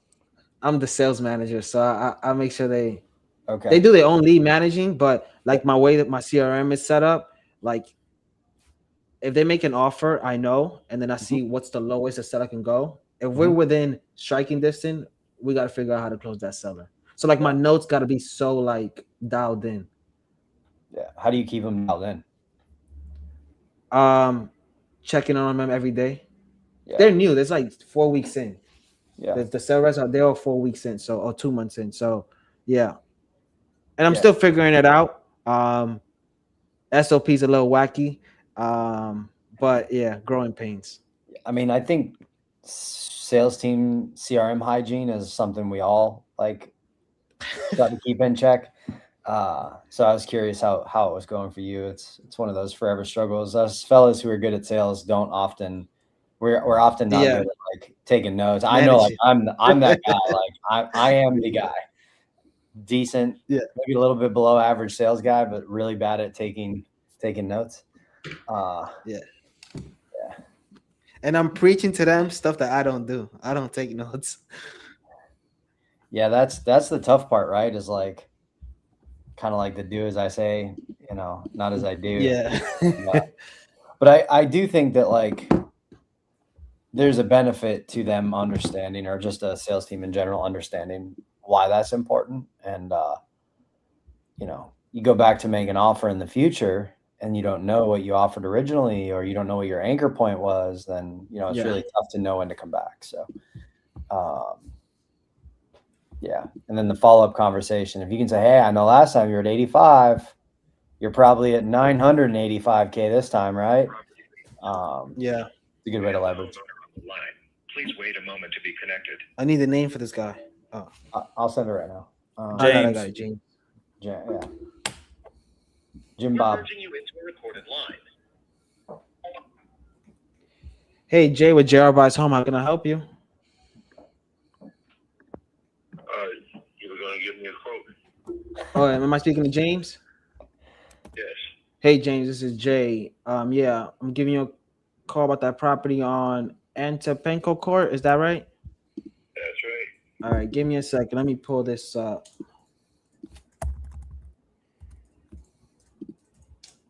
And while I pull this up, tell me a little bit about what you got going on there. Let's see. We're going to move. You guys gonna move? So you guys live there? Yeah. Okay. You already have a place you're going to next? Yeah. Nice. When are you guys making that move? When? Probably 3-4 months or so. You said 3-4 months? Thereabouts, yeah. Okay. So what's got you guys looking at, selling it now? I'm sorry, what?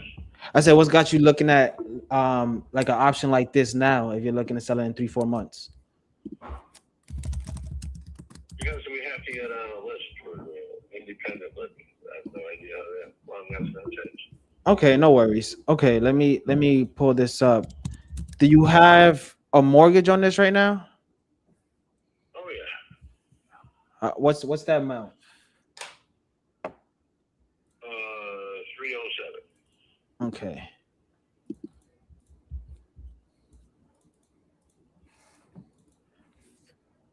And it looks like it was built in 2020? That's right. Got it. Okay. What's the bedroom bath? I don't see that here. 4-2. 4-2. Okay. And you guys are the only owners, correct? That's right. Okay. And you guys owned it for 6 years. What's got you looking to sell now? I know you say you're looking to relocate. Is there a particular reason? Just looking to go into independent living. Okay. And they have a list that they put you on, and when they have an apartment available, they give you a call. Got you. I don't understand this guy. I'm cooked.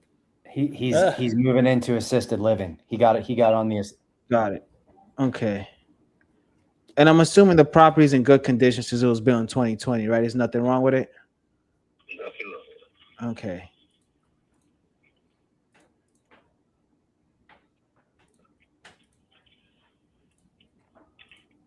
And is there a reason why you're looking to go with an investor instead of like going with a realtor?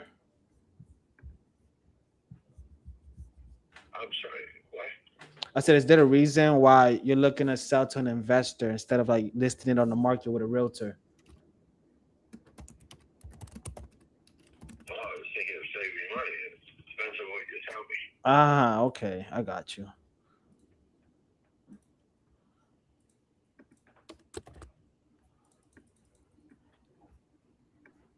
And do you have like an asking price for this one? I know it's a brand new home. Yeah, 419. Okay.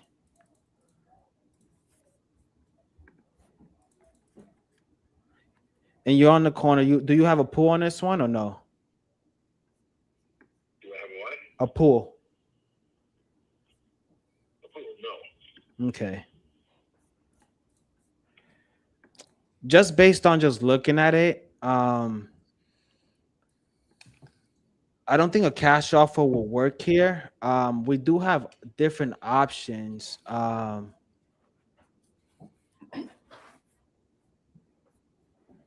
Just looking here. Give me a second. I would ask him how soon he's looking to get into assisted living, or when is he getting into assisted living? When do you get into that assisted living? Did you get approved for everything already? Yeah, we're waiting for an apartment. So you're waiting for the approval.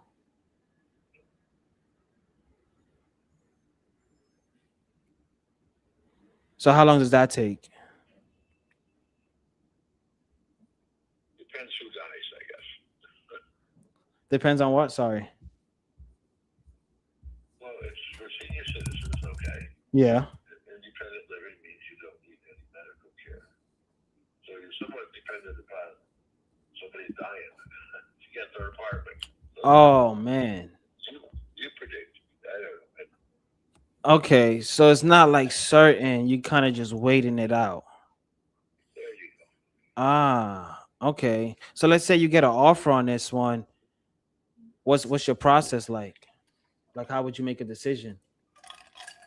Well, have to talk to whoever's looking to buy it. See if you stay here, pay rent for a couple of months, I don't know, or something, whatever it is. Okay. Move someplace else for a limited time. I don't know, there's lots of options. Tell me what the deal is here. You're not telling me anything. No, I hear you. I need to hear about your situation, but because cash offer is usually less than retail. If you want the most for your house, you just list it. Um, I was looking for ways how to help you out on this one, but cash offer is gonna be close to what you owe. Yeah, okay. That's what I wanted to know. Thank you. All right, have a go. I'm be honest, I couldn't understand him. So it just like the flow is off. Yeah, I couldn't understand. He did sound like he had marbles in his mouth. I agree. That was a tough one, man. You hung in there. I was trying to get something, but it's just disconnect. Yeah, I think like I don't blame you for moving on from that one. Not a great lead overall. I was curious to know, like, I think you asking about his process was great because, like, hey, if we can be flexible on process, like, can you be flexible on price? And if not, like, it's totally fine. But I don't see how you get this with a realtor. Yeah, but this has to be cash because he wants so much convenience, but he don't have the Right. equity. Right. Yeah. You know. Hey, is this Meech? Yes. Hey, it's Tyler Osborne. Looks like you might have just filled out my form wanting to sell property. What's going on? Oh, nothing much. What's the address on that? It didn't come over for some reason.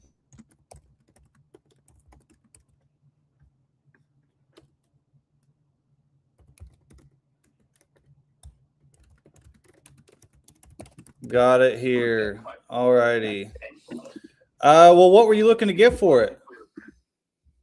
Man, I really want, because it really ain't in no bad shape or nothing. It's like, you know what I mean? We was doing some repairs on it, so I don't know, probably like 60 or something. Okay. It's a duplex. The upstairs ready though. The upstairs is it's a 1-bedroom upstairs, but it's got brand new everything up on there. The windows, the side, and you know what I mean. We just took a few walls out downstairs because we was doing this, so it just really just need a couple walls, and that's really about it for real. Okay. So you started it, but you're just not wanting to finish it, or? Yeah, it's like we ain't gonna just, we just get rid of it. Cause we got some other stuff we trying to do, and we just gonna get rid of it. Okay. You got other projects, or you do this? Yeah, we got other stuff we got going on, and we've been having it for a while, and we just renting it. It's like a headache, so we just sell it, just get the money for it. Yeah, you're the smart one, not renting places out. Yeah, trust me. That stuff is a headache, man. You just keep dumping money into it and just keep doing it, and eventually it just get old. It just seems like it's a waste of money. Oh yeah. It can be. Tenants aren't the best to deal with all the time. So right. So it's like in this time and day, it's like you just might as well just go on and flip it and just And just let somebody else deal with their headache and stuff like that. Yeah, absolutely. Yeah. Absolutely. Yeah. Okay. So, I mean, how much work you think I'd have to put into it then if half of it's good? Not a lot at all. I'm saying like very minimal, real little. Like it's like everything has already been done. Like it ain't really nothing you really got to do, to be honest. Like everything is like, you know what I mean? The foundation is good, the roof, the side and the windows, like everything. The upstairs ready to go. So 1 bedroom. The downstairs is a 2-bedroom. Everything is good to go. Like I done had it for a minute, so and I ain't doing nothing with it. So I just like, well, I'm gonna see what I can get. Just try to put it on, see if I can get some out, out of it or something. Try to sell it because I know the market up kind of high right now. I believe I've been looking around to see, like, you know what I mean. So I'm trying to see what's going on. But you definitely ain't got to do you ain't gonna put you ain't gonna have to put a lot of money into it at all. Okay. Like, yeah, you really ain't. So what do you think if I fixed it up? Like, I know there ain't much you said, but say I'm sure there's a little bit of stuff. I mean, what do you think I could sell it for if you were to finish it, what would you flip it for? Man, I don't know. You can. I don't really know. It's like, but you can get. It's a duplex. It's they gonna go. I just been seeing like a lot of ads online and stuff, and cause I never really did this, so I just like give it a shot. You feel me? Like, let me see what I could do. Absolutely. You know what I mean? I never really put it on the market or, you know what I mean? Really did none of that. So, but I know I know you can get some money for it. Like you can get a nice, especially if it don't need a lot of work at all. I promise you, like no bullshit. Like excuse my language. Yeah, like you're good. I ain't gonna, you know what I mean? I ain't gonna tell you like, oh well, this is that. Like no, everything I'm telling you is facts. Like you know what I mean? So. Okay. You can get off. Like, where you located at? I'm down near Chillicothe. Oh, you in Chillicothe? Yeah. Okay, yeah. Okay. Few hours, but I'm here. I'm in Ohio. Right. Okay, yeah, but it definitely don't need no work. Like I said, the upstairs is ready to go. Downstairs, we was just gonna put on like, you know what I mean? We was gonna do something, but we just like, man, we just gonna get rid of it. See if we can get some money out of it. Yeah, for sure. Yeah. Okay. Well, what's your kind of in a perfect world, like what's your timeline on it? I mean, I'm flexible. I mean, like I ain't, it's flexible. Like Okay. Yeah, because I mean, there's a couple different ways I could help here, and it just depends on kind of what you're, trying to get done on what's the best. Because, like, one way obviously I could just come in, buy it cash, 3 weeks, whatever, be done, but that's always going to be the quickest and the lowest amount. Then I have another way where I could probably get you a little more. It just may be more like 60 days, 75 days as opposed to 30. So, I mean, would you be more on the get it done quicker or wait a little bit longer to get a little more? I mean, it depends on the number. I mean, it depends on if the numbers right. If the numbers right, and then we can move fast. Okay, yeah. I mean, but if you feel like you can do something, you can gain off of it and do what you do, and we both be happy, then you can do whatever you got to do. Okay, sweet. Yeah, because I want to help here. Definitely get you the most I can.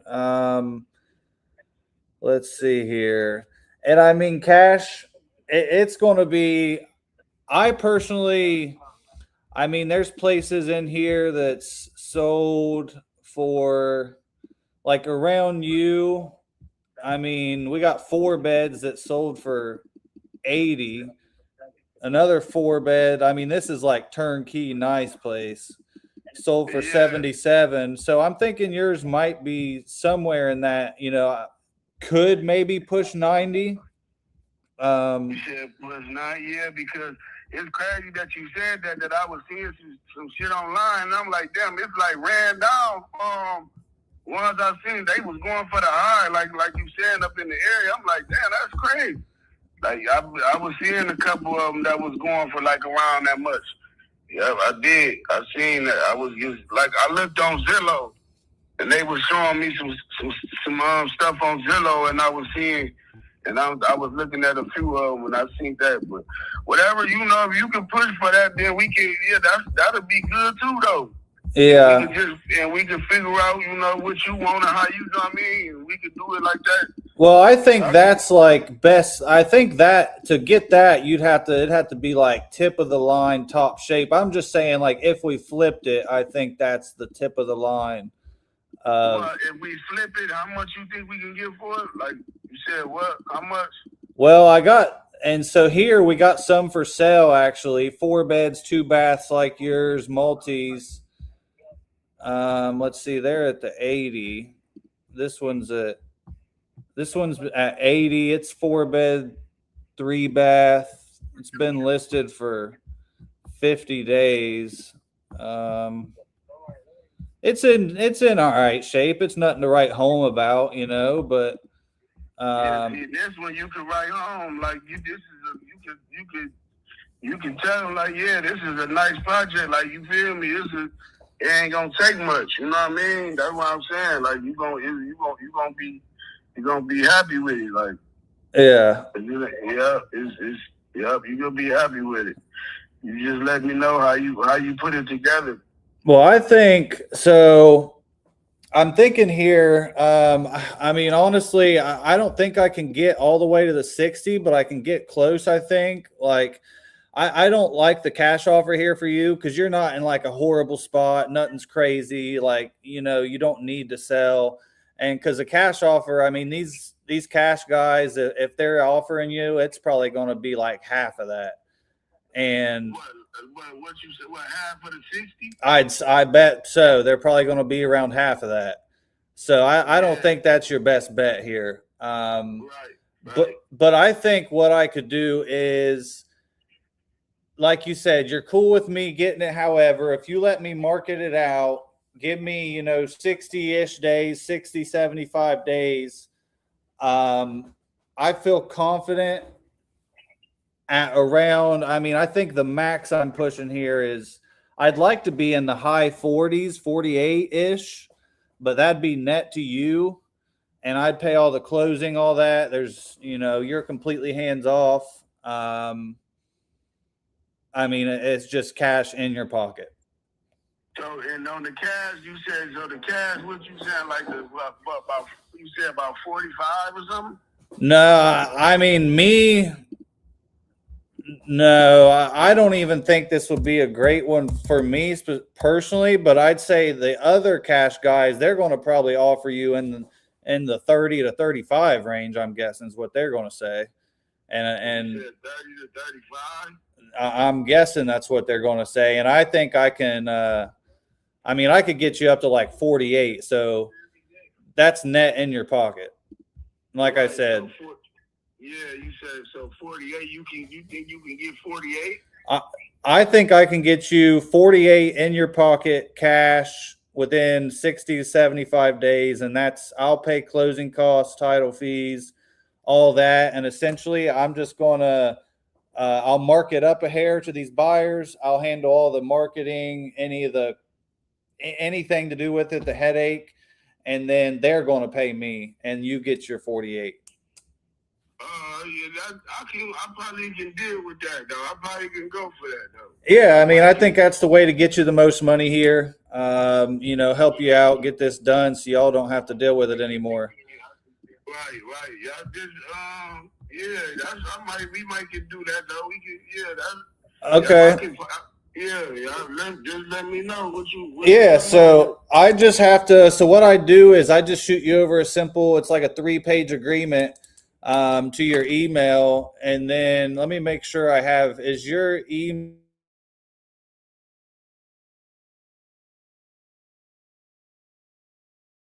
Yeah. Gosh, I felt like I was glitching there for a minute, saying all them 8s in your email. Yeah. Yeah. But I'll shoot you over a simple 3-page agreement. You sign it. Once you sign it, we'll come get pictures. I'll start doing this, the marketing and stuff. And remind, is people there? Is it vacant? No, it's vacant right now. Oh, we're golden. And what I'll do here actually for you, Meech, is I'm going to try to get you 50. I'm going to shoot you an agreement at 48. I'm going to try to get you 50. And could we like just put a lockbox on it? Yeah, I mean it's good though. You ain't gotta worry about like it's the neighbor. He got hella cameras on his house and shit, so it's real secure though. So yeah, I just meant for us to like check it out. I didn't know if because I didn't want to bug you or something. Yeah, no, you can whenever you ready to. You come check it out. You can just call me, and I can just meet you over there, or whatever the case may be, and we can do that. Okay. Whenever you ready. Okay, sweet. Well, I'll get this over to you. You got access to that email, right? Yeah. All right. I'll have you this agreement over literally in 5 minutes. Once you get it signed, then we'll figure out a time to come get some photos, probably tomorrow or something. Yeah, that sounds good. All right, awesome. And if you have any questions or anything, give me a call. You can text me on this number too. Okay, thank you. All right, I'll have it over soon. What's your name again? Yeah, Tyler Osborne. All right, Tyler Osborne. Yes, sir. Tyler. All right, I'll get that over to you now. All right, thanks. Yeah. Bye. Uno. Great job, man. That was a good one. That guy is Bob Marleying it up right now, I think. Yeah, that was great. What do you think you listed at? So this isn't like I went tight on this compared to mine. I usually run these honestly at 30K fees minimum. But to move this quick, honestly, 75. Nice. Okay. So I went against my rule of underwriting at 30K, but it's still probably 17K fee, 19K. I mean, yeah. I'm not going to just pass up on that and Dayton, because you can't really sustain 30K fees a lot of the times in Dayton and Toledo. So there's exceptions to that, because if not, you're just going to be stepping past all these deals. Yeah. You'll sell that to somebody who wants to rent it out? Or someone that just wants, I mean, yeah, I guess it has to be the duplex, but I mean, I guess, yeah, just get more eyes on the landlords. Yeah. Nice. That's great. What do you think it would rent for? I'm just curious. No different where I live. I'm always like shocked that you can buy a house for 60K. I mean, you'll get 1,300 to 1,600 a month. Wow. Nice. I mean, could maybe even be more, but that's what I would underwrite it at. Yeah. Okay. You ever buy any rentals for yourself there? No.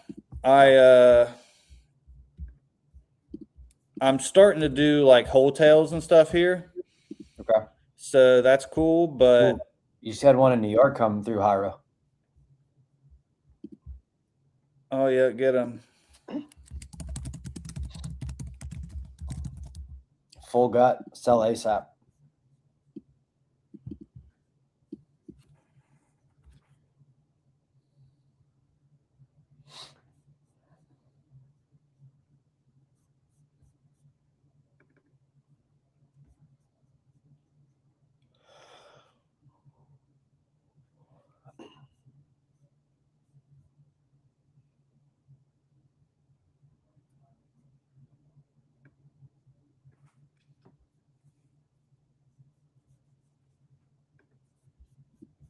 Can you guys hear me? Now we can. I can't hear anybody. But as long as I hear it. Call has been forwarded to an automated. Can you hear us now? Yeah. I think it's because when I call it, my headphones. Let me check this.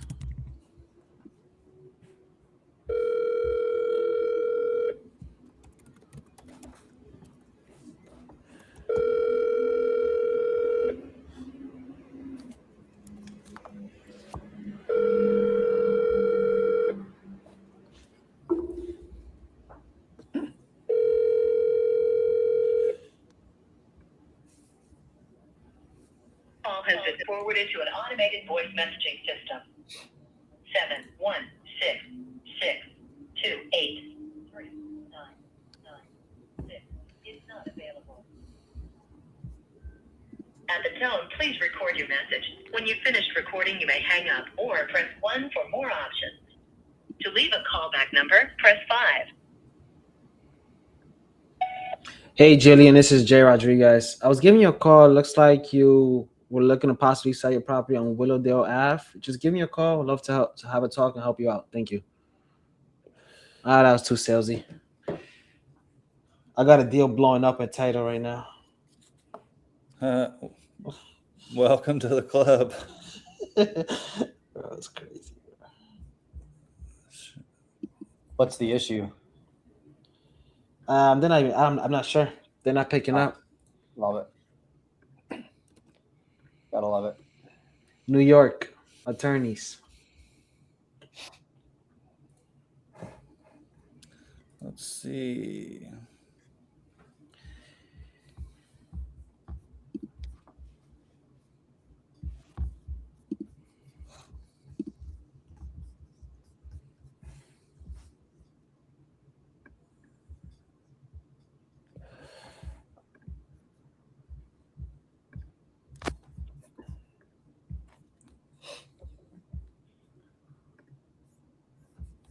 Ba-ba.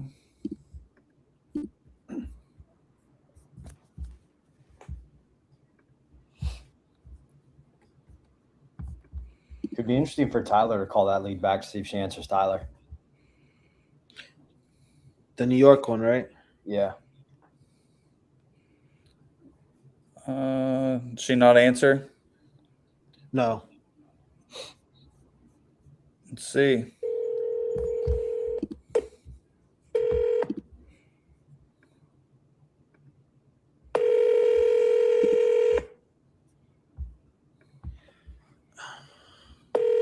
New York.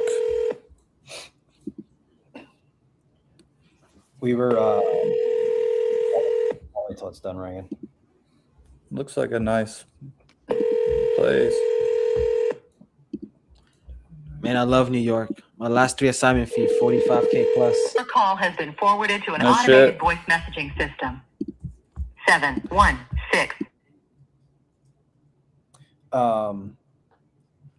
6 Really? is not available. That's Earlier Buffalo, this right?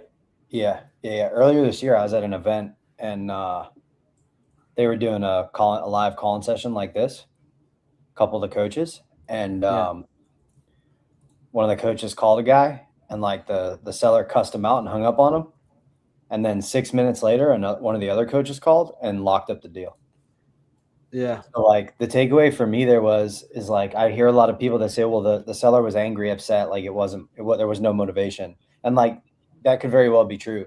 But like I saw that and I was like, oh wow, like that's interesting. So like for you, Hyro, if you're not doing this, I would definitely recommend it. Like have different people in your office call the leads, like just because you never know. Even after they talk to them, right? Like have somebody else call if they can't get it across the finish line and just have a brand new conversation. Yeah, we do that a lot. Yeah, We do that a lot. That's smart. Jillian just texted me, said tomorrow after 10. Wow. Poor Hyro can't even get a text back. That's crazy, bro. Crazy. Dang. You should text her back and be like, "Oh, okay. You told Tyler tomorrow after 10. I see how it is." Yeah, use text, be like, "How's tomorrow after 10 sound?" That's a good deal. But it's next to the tracks. But if you lock it up, it's sold in an hour. Where you want it at? I didn't comp it, but based on this, high like 175, I think will be good. It's a multifamily, so yeah, I'll double check her. We are right on the like 4 sets of, oh shit. No, that's like the train hub. If you go up a little bit, yeah. That's where they film Polar Express.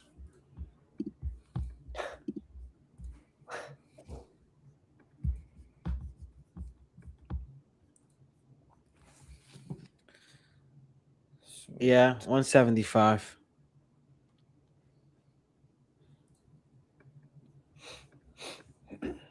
Let's see.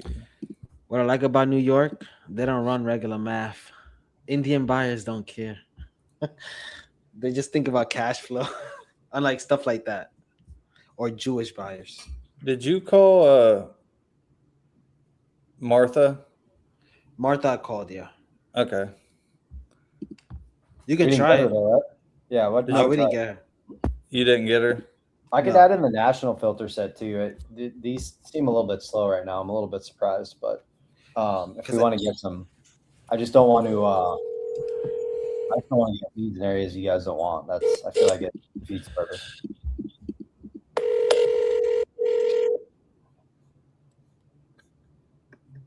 Well, she gonna answer me too. A lot of people are working right now. That's the thing. Yeah. Your call has been forwarded to voicemail. The person you're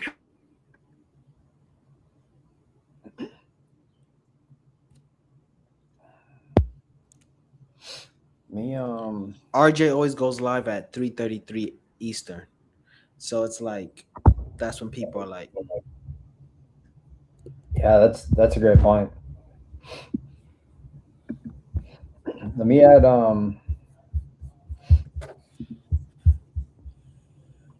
some filter sets here and see if we could turn it up a bit.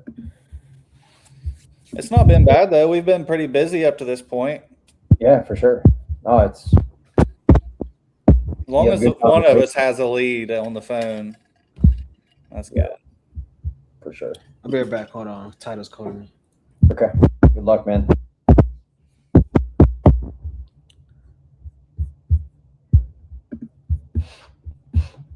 I'm gonna add the statewide leads for the 2 states you guys live in. Well, let me skip New York for now, and I'll add yours, Tyler. Sounds like there's a marching band outside now. Oh wait, there it went. Outside of yours or mine? I don't know. It went away now. Okay. No marching band here.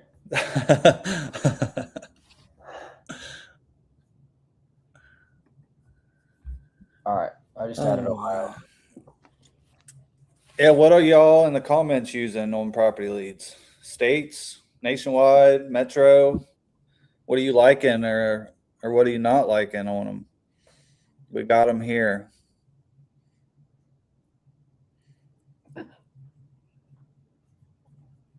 Or if you don't have them, I can get you $250 free dollars. And you can get me $250 free dollars. Yep. Everybody wins. Give and to get. John's nationwide. John, I think he's doing the $30 leads. Yep. He got one in Atlanta last night. I mean, Late night calls. No one's on. That's why I was telling you earlier before this. We have a group that we've kind of been doing some late night stuff. Yeah, and he got an Atlanta lead last night, $30. it's if you're the type of person that wants leads for less money and like you're okay working weird hours, like it's literally a no-brainer. And like if you're also working a full-time job trying to build your real estate business on the side, like leads are more likely to sell overnight. 30%, they sell at a 30% higher clip from 8 p.m. to 8 a.m. So if you're online, you can take live transfers. Like that's what we've been doing. Frank asked a good question. He said, "Are metro leads better than nationwide?" I wouldn't say they're better. I guess it depends on how you define good or bad. They're all the same lead funnels. It's just organized differently based on location. So historically, the metropolitan filter set is going to be the top like 800 counties from a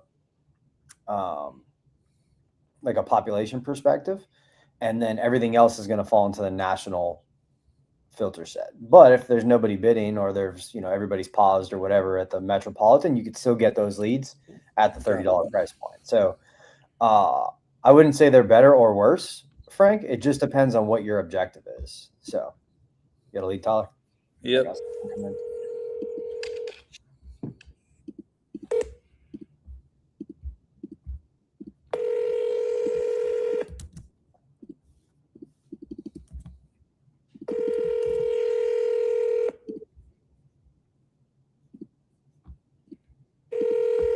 Your call has been forwarded to voicemail. The person you're trying to reach is not available. At the tone, please record your message. When you have finished recording, you may hang up. Hey, this is Tyler Osborne. Looks like you filled out my form, wanting to sell your property there on Silmar. When you get a chance, give me a call. Thanks. So I do call, voicemail, text, and then I wait about 9 seconds precisely and then call again.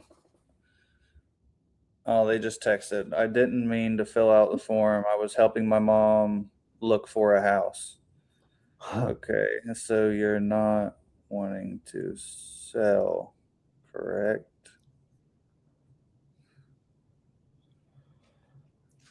People just be on the internet clicking buttons. Yeah, that's interesting. Yeah. Interesting of like how they could ever grab that message from that. Well, yeah, because the funnels are pretty like if you get through the funnel, you know what's going on. It's not like a 1 or 2 question funnel. Yeah. So yeah, it's interesting. Yeah, I always find it fascinating. Well, people were. They said correct. I am capital not willing to sell. I read wrong. Yeah. Okay. Well, we'll give that one a thumbs down. Yeah, they must have clicked some wrong buttons. Yeah. Or that would be a refund for anybody watching, wondering why that lead got through. Somebody's proper not selling. We're gonna verify. Don't get me wrong. Like if we send them a text and they're like, "Yeah, I'm selling," we'll push it back to you in the form of a decline. But I wouldn't consider that like a workable lead. So the other thing too that I think maybe a lot of people don't know about that we look at and take seriously is the rate lead quality feature in your lead section. So if you go to your your historic leads, you can give a thumbs up, thumbs down if you like the lead or you didn't like the lead. It can be a lot of work, which I understand. But if you wanted a way for like us to know exactly how you're feeling about leads, you can give us thumbs up, thumbs down. So, all right. So we got some questions here. So Metro during the day and nationwide at night. Frank, it really just depends on your exit strategies. I think, Tyler, if I'm off on that, feel free to smack me around. I could see if folks don't do like the MLS option, either like a realtor referral or novations, they could potentially struggle a bit with some of the national stuff. They might close at a lower conversion rate. There's still deals there from a cash perspective, but the more rural stuff tends to work a little bit better on the MLS. Agree, disagree? Happy to, for you to disagree. No, yeah. No, I 100% agree. I mean, more exit strategies, it lowers your KPI, it lowers everything. It's just another tool in your belt. Yeah, and I think like when I've looked at sold house data for people that are closing like 1 in 50, for example, or even 1 in 60, like a lot of times the numbers still work just because the leads are so inexpensive. It depends on your skill set of negotiating, obviously, and getting deals across the finish line. But I wouldn't like worry so much about your conversion rate if the leads are really inexpensive and you're still making the return that you want. So just to answer your question, Frank, it just depends on what the objective is and what your exit strategies look like. I think for a guy like Tyler, just from him and I talking over the years, I think he gets a little bit annoyed by some of the rural stuff. Am I off on that, Tyler? Am I? No, I mean, I don't like freak out and hate it like everyone, but I don't love it. But with me doing the novations, it's not near as detrimental as others may think. Yeah. So, that would be my hot take, Frank, is figure out like kind of what your strategy is. So the way that's going to look, I think, is your more rural are going to be a little bit easier to lock up, right? Less competition. maybe a little bit harder to dispo, where the major metro may be more competitive, right? Sellers are probably filling out a couple different web forms, looking for different offers. And because the areas are easy to dispo, you heard Hyro talking about it. I'd have that house in Buffalo sold in an hour. When you're in a highly competitive area like that, harder to lock up, right? Because they have more options. You need the skill set of, converting the deal a little bit better, and you get grace on the dispo side from a speed perspective. So absolutely. Oh, Randy had a great question. I'll read it out. It said, Tyler, the nightly sessions that you guys are doing, are those all live transfer leads? Or are you calling any of the leads that you received at night, regardless if it's a live transfer? I know where he's going with that, but I'll let you answer first. We're calling all of them. If it's a new lead and they filled it out right now, we're calling them. Now, we're not calling leads that we've already had and are older. It's strictly just if they came in now. But yeah, if they're filling out a form, like, I don't know if it was last night before, I think it might have been last night. One of the guys called and he's like, hey, you just filled out my form. The guy answered, but he's like, yeah, can you just call me in the morning? Like, but most of the times, I mean, the way we was talking about it, someone's 11:30 at night in bed by themselves, alone in a house, scrolling Facebook, and fills out a 10-step questionnaire form with, possible phone verifications on it. Like, they're probably pretty motivated, especially probably compared to the person that's filling it out Tuesday at noon. Like, it's just two different kind of avatars. They're up, something's keeping them up at night, literally, Totally. Thinking about it. Yeah. Randy, I'm curious if you have any follow-up questions. I think if I was sort of a watcher, I'd probably be wondering, like, would the local call laws prevent me from calling? Like, how careful should I be? I'm curious if you have any thoughts on that, Tyler. I'll share my thoughts as well. I'm not the best for legal advice, and I usually just break rules. So take mine with a grain of salt. My thoughts, just if they just filled it out, they're expecting a call. Yeah, I would call them personally, but again, it sort of depends on what your personal level of like risk tolerance is. So again, like, we're not advising you to do it one way or the other, but I've called people at 11:30 and locked up deals. Did it watching a baseball game a couple of years ago, and there's less people online. I look at it on the flip side of literally, like, and I talked about this earlier about I actually care for sellers, and a buddy of mine said that, I treat them like family. Like, I'm thinking of the little old grandma that's sitting there alone. Her husband just passed in this dark house, sitting there trying to figure out how she's going to keep up with these bills. And she said, hey, Tyler, can you give me a call? I need help. And then I don't call her. Like, I'm doing a disservice. So I'm just literally like doing my job and helping people. So, I mean, if you're filling out the form, and like James said, they don't just have a 2-question name and address. Like, they have to get through the process before we even ever see it. So to me, they need a call. Yeah. I think what I'm hearing you say there is, like, you're solutions oriented and, like, making the home seller experience the height of the actual transaction, and not just like, when should I call, which I think is great. You and I talked a little bit about just like how the seller experiences the process, right? And I think a lot of them coming in, they view us as like the master negotiators, right? They're nervous. They don't want to be like taken advantage of because they don't know us. Yeah. And like being able to call them right when that web form is filled out and just be like, hey, what's up? Like you got something good. Yeah. Exactly. I love it. That's great, man. And whenever your solution's based, like, I feel with morals, like, good things just happen. Like, they just do. Agreed. Yeah. You get more deals. They tell their friends. You get Google reviews. Like, there's all kinds of good stuff that comes from it for sure. Let's see what we got cooking for leads. Hopefully Hyro's figuring his title out. Dude, that stuff's stressful. Yeah. I closed one. When did I get paid for it? Last week, 2 weeks ago. And like, It was one of those ones where the deal almost died like 6 times. Like I Yeah. sold to like this she was an FHA buyer, which has like all kinds of, stipulations. Yeah, I'm dealing with it right now. Yeah. And like I know the seller, she's been renting for a couple of years. So like I don't know, I wouldn't say we're friendly, but like friendly enough to where like she would call me freaking out and I'd be like, all right, like just keep in mind, like the title company wants to get this deal across the finish line. They only get paid if they do. So like we just got to be solutions oriented and get them what they want. She's like, okay. I got it. But I definitely remember thinking like, man, I wish I had a TC on this deal for sure. Oh yeah. Yeah.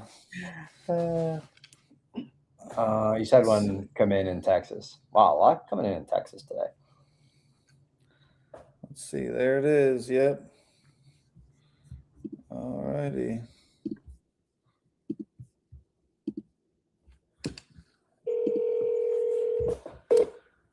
Sorry, the person you were trying to reach has a voicemail box. Come on here, girl. John, to answer your question, man, I told you all the campaigning I've done over the Sorry, last the person couple you were years trying to reach has a voicemail box that has not been. to get people to bid at night. You'd be shocked, man. It's some take advantage of it. There's some folks in TU that I know specifically run evening calls, and I think it's wonderful. And it's a way to create less competition. But yeah, not enough people take advantage of it. And I've been sharing that tidbit for years. So nights and weekends as well. Like if you ever wanted to dip your toes into like local stuff in your own county that you live in, weekends is a really interesting way to do that because a lot of people are paused. I don't know where you live, John, but He's in Texas. Is he? Okay. Frank said, "What time are you guys on at night? What time?" Man, I'm on here from 9 a.m. to midnight, anywhere in between, minus baseball practice and bath and kids to bed. And other than that, and even during most of those things, I'm still here, at least with the AirPod in. So we're on all the time. What if Frank wanted to join the call? Could he? Yeah, Frank, go to my bio. My school is in there. Join my school, and then my Discord will be inside of there, and that's where we're at. We're always in the Discord. So if anyone's not in the Discord, just join the school. You'll find the Discord in there, and that's where like John, me, we're in there. Like we'll be in. I don't have baseball tonight, so I'll be in there most of the day, most of the night. Yeah, I think it's a great way I think making calls live with other people on a call is a great way to just get better at making calls. For sure. When I first started in real estate in 2018, Steve from Property Leads. So I met Steve in a coaching program. Like that's how we met. That's how we became friends. Really? And we used to call together and do role play. Like that's how like we got comfortable talking to sellers. And we would do it every day for a period of time. And we do call-in sessions, and that's how we got pretty good pretty fast. So I'm a big fan of it. Puts you kind of in the spotlight too, and allows people who may be a little bit further along with you to give you some really solid feedback on how to improve your sales calls. So yeah, that's literally exactly what we do. We sit here like this, chop it up, wait on leads, call leads. And then if we don't get a lead for a little bit, we get bored, so we role play. And then we do comping parties too, almost like drop an address. Hey, 3 minutes max. And really, I do them in like a minute. Like I'm like just the quick comps. And so really trying to just get, quick comps, then a little more narrow, just like Cassie teaches. But you can get quick comps in 60 seconds and have an idea.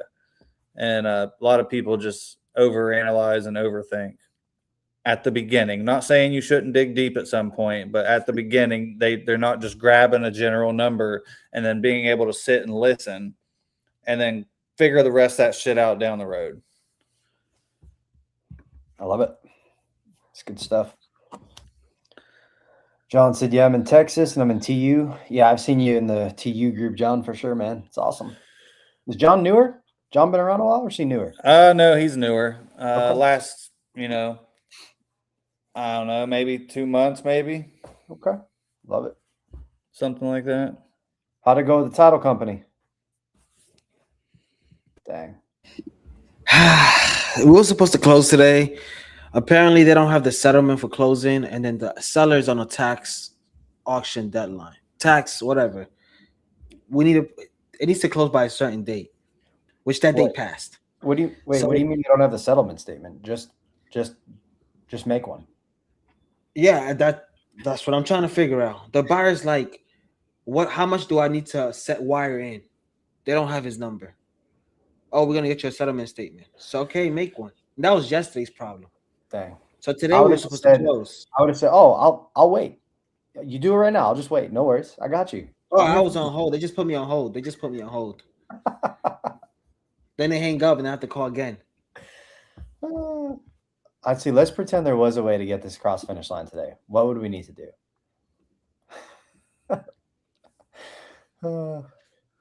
I love how direct too you are, James. Like you go the same approach where it's just short, simple questions instead of long, dragged out where no one ever even knows what you're asking. Yeah, long-winded. No, that's the best way. Yeah. Yeah. I'm just not trying to be rude. Totally. Yeah. But sometimes you have to. I struggle with being direct, but not being rude too. Like, not that you do, but like I struggle with that. Like, I'm very direct sometimes. It comes off as rude, and I'm just like, no, I'm just trying to I'm just trying to solve this problem so that everybody can get paid. I just want everybody to make money today. Well, it saves so much time because it's like let's just cut to where we're going, anyways. Yeah. Yep. For sure. Were you ever Hyro, if you, contact that Philly lead? No, lead? I didn't get either of the last two. If you want to You try got to the like call it. them. Philly. They said they're not. They said they're not selling. They were trying to buy. Yeah, Philly's a thumbs down. Try the Forney. Oh, okay. Mine rang like once and went to voicemail. What time is it? 3:13 till 2. Sonia. I'm sorry, the person you are trying to reach has a voicemail box that has not been set up yet.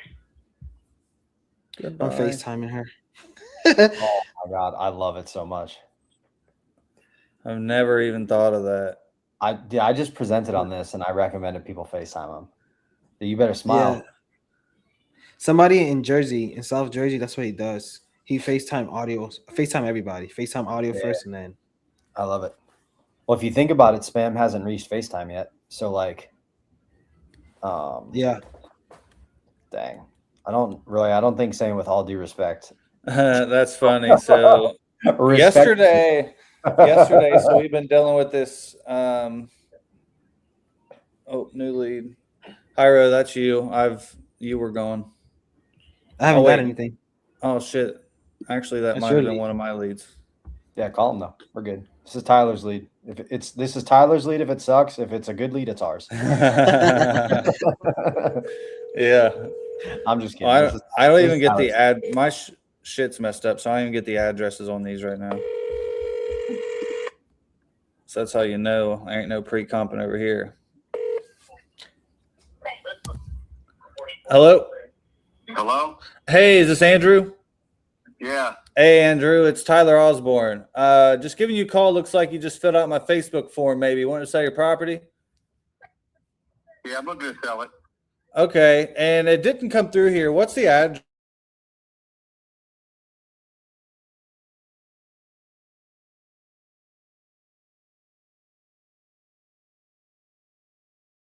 All right, I got it.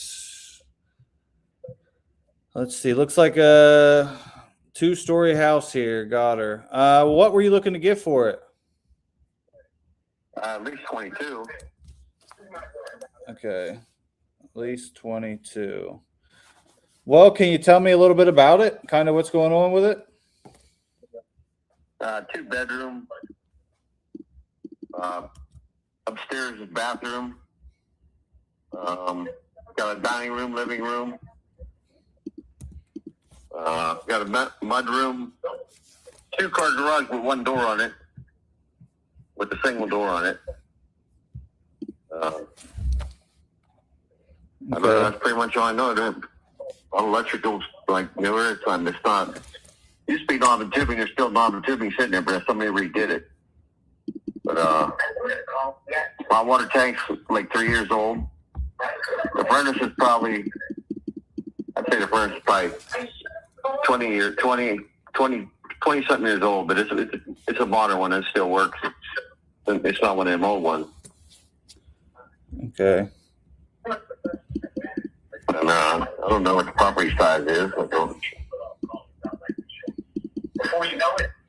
Okay. Are you the roof's older than 10 years old? I can tell you that because I've been here 10 years and it's the same roof that was on there. okay? So you're living here? Yeah.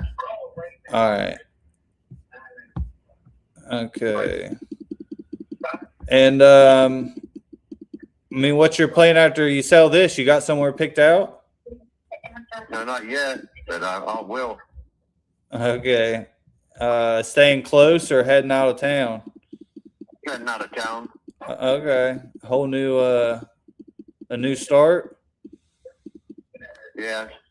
Not that far away, probably about 20 miles away from here. Oh, okay. Yeah, not going super far then. You know, I'm right on the borderline of Pennsylvania and Ohio. Yeah. You're going over to the Ohio side. Okay. Yeah, I'm in Ohio. Yeah. Okay. And I mean, what's kind of your in a perfect world here, what's this look like? Like timeline and all that? Got vinyl siding on it. It's a fairly decent house. I mean, they got a value to $58,000. I'm paying taxes on $58,000, which are $1,700 a year. So I don't know, and I know it ain't worth $58,000. I'd say it's worth about $45,000. As it sits, you're saying? Yeah. Okay. I mean, have you thought about listing it to get, the most or? No, I've been just calling people like them things on the internet. Yeah. First come, first serve. That's all it goes. I don't know. Yeah. Okay. And in a perfect world, what's your timeline? When do you want this to be done? Sometime in September. Okay. So a couple months. All right. And I mean, what kind of shape is the place in? It's in decent shape. I mean, the foundation's solid underneath it. I mean, I don't know. It's in decent. It's in good condition. Okay. I mean, you could use some new carpet or whatever, maybe some paint or whatever, but that's about it. All right. And I mean, say I put in, carpet paint and fix the roof. Let's just assume it needed a roof, I guess. I mean, what do you think I could sell it for if I did it as a fix and a flip? I don't know. I know a roof's probably going to be $8,000 or $10,000. Mm-hmm. But I mean, I don't know. I don't know. The houses around here, some of them with new roofs and stuff only go like $85,000 or something. Yeah. Okay. Yeah, I got some. Let's see. There's some listed here in the area, but they're not in very good shape. Yeah, I know. My house is better shape. Yours is better shape than all these other ones that's listed, probably. Not better than all of them, but I'm saying when it's up there better. Some of them I see with the front. Oh yeah. Look at some of them are a wreck. Yeah, some of them are wrecking. They want more than. Okay. All right. Well, I guess what's got you jumping the border, coming to the good side? I just need to get away from everybody, my family and stuff. I don't know. I just got to get out of here. Oh man. Well, hopefully it ain't getting too bad. Yeah. Family problems aren't easy to deal with. Right. Especially if you're supposed to see them on holidays or something. Yeah. Okay.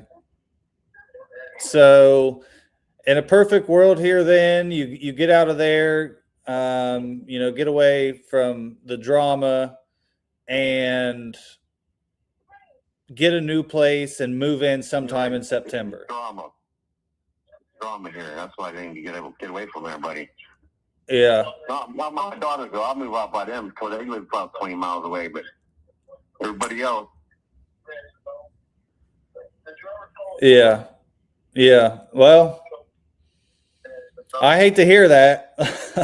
Like I said, I know that could be hard. So hopefully it's not taking too big of a toll on everything. Yeah, I don't know. I mean, so say I could, get this done, get you out of there, get you moved. And there's no closing cost, all that. I mean, What do you mean there's no closing cost? like, say if I paid them, Yeah. I mean, what are you trying to get cash in your pocket? Where am I trying to get cash? What is it? I never decided to need cash. Well, it's not legit like cash in your hand, but I'm just saying like net. What you're trying to really net and walk away with after, all the fees and all that's done. You would, like, if you didn't have to pay them. I'm just trying to see, because I'm just trying to see if I'm a good fit here or not. I mean, because they're just really low price points, obviously. Yeah. So that's why I didn't know what you're trying to put in your pocket at the end of the day. I'm trying to walk out with 22 in a day. Okay. And I mean, does that get you the new place, or? I can go rent anywhere. I mean. Okay, you're just gonna rent. Okay. Well, heck, nowadays it's smarter to rent, I think, if you ask me. I don't know, because the rent here goes about 800, 850. Between 700 and 850. Some 1,000. That's every month. That's 12,000 right there. Went for 1 year. Yeah. Then you got to pay the taxes for 1,700. That's only like $150 a month. Okay, so the main goal here is to get away from everyone. Pretty much. I can relate. I need money too. I lost my job and I'm also getting a pension right now. So I'm waiting. I'll be 62 here in September. So that's what I'm planning on, having more money and getting the hell out of here. Man, sorry to hear that. When did you lose your job? Oh, well, last year. I was on unemployment.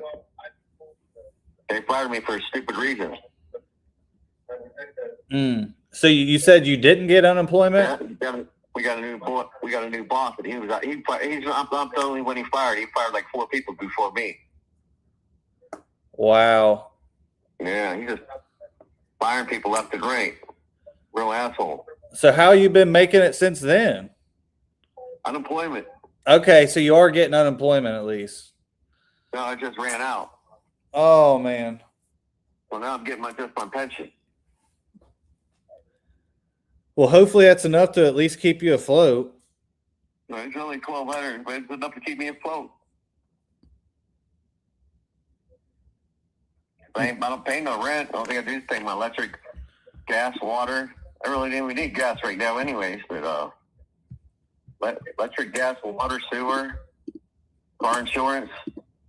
That's about it. Yeah. It ain't very much a month. Okay. As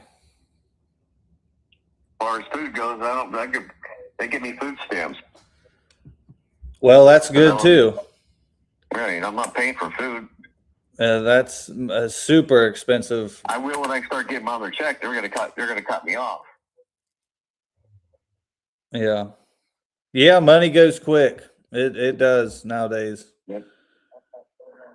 So, I mean, if I could get you this 22 and have you out by September, get away from all that and away from them people, get you out of there. I mean, that's something you'd want to do. Yeah, but I got other people involved too. I got to talk to other people about this house, though. I said first come, first serve. Yeah. I mean, you're welcome to have somebody come and look at it and see what they think, but I don't know. Yeah. So you have other people like that you're saying to make the decision on the house? I told a whole bunch of the people on the internet about it. They're ringing my phone off the hook. Oh, you're saying other investors. Yeah. Okay. Yeah. Yeah. Probably a bunch a lot of them. Yeah. Probably all over the country. Yeah. Yeah. Well, I'm near you, so I'm not too far, but I mean, I would possibly be interested in helping. I mean, I think the way I could help here, because for me buying this cash, I don't think it's a great play, but what I could do if you want, I mean, I guess first, have you thought about listing it with the realtor? I know you said you really probably didn't want to, but like, no, I don't want to do all that. Just because you don't want to, I mean, I guess what's the bad thing about it? I don't want to do it. That's all. Too much no problem. Yeah. Well, what if I got you the 22, but I just market it out for you and do it that way, and we close in September?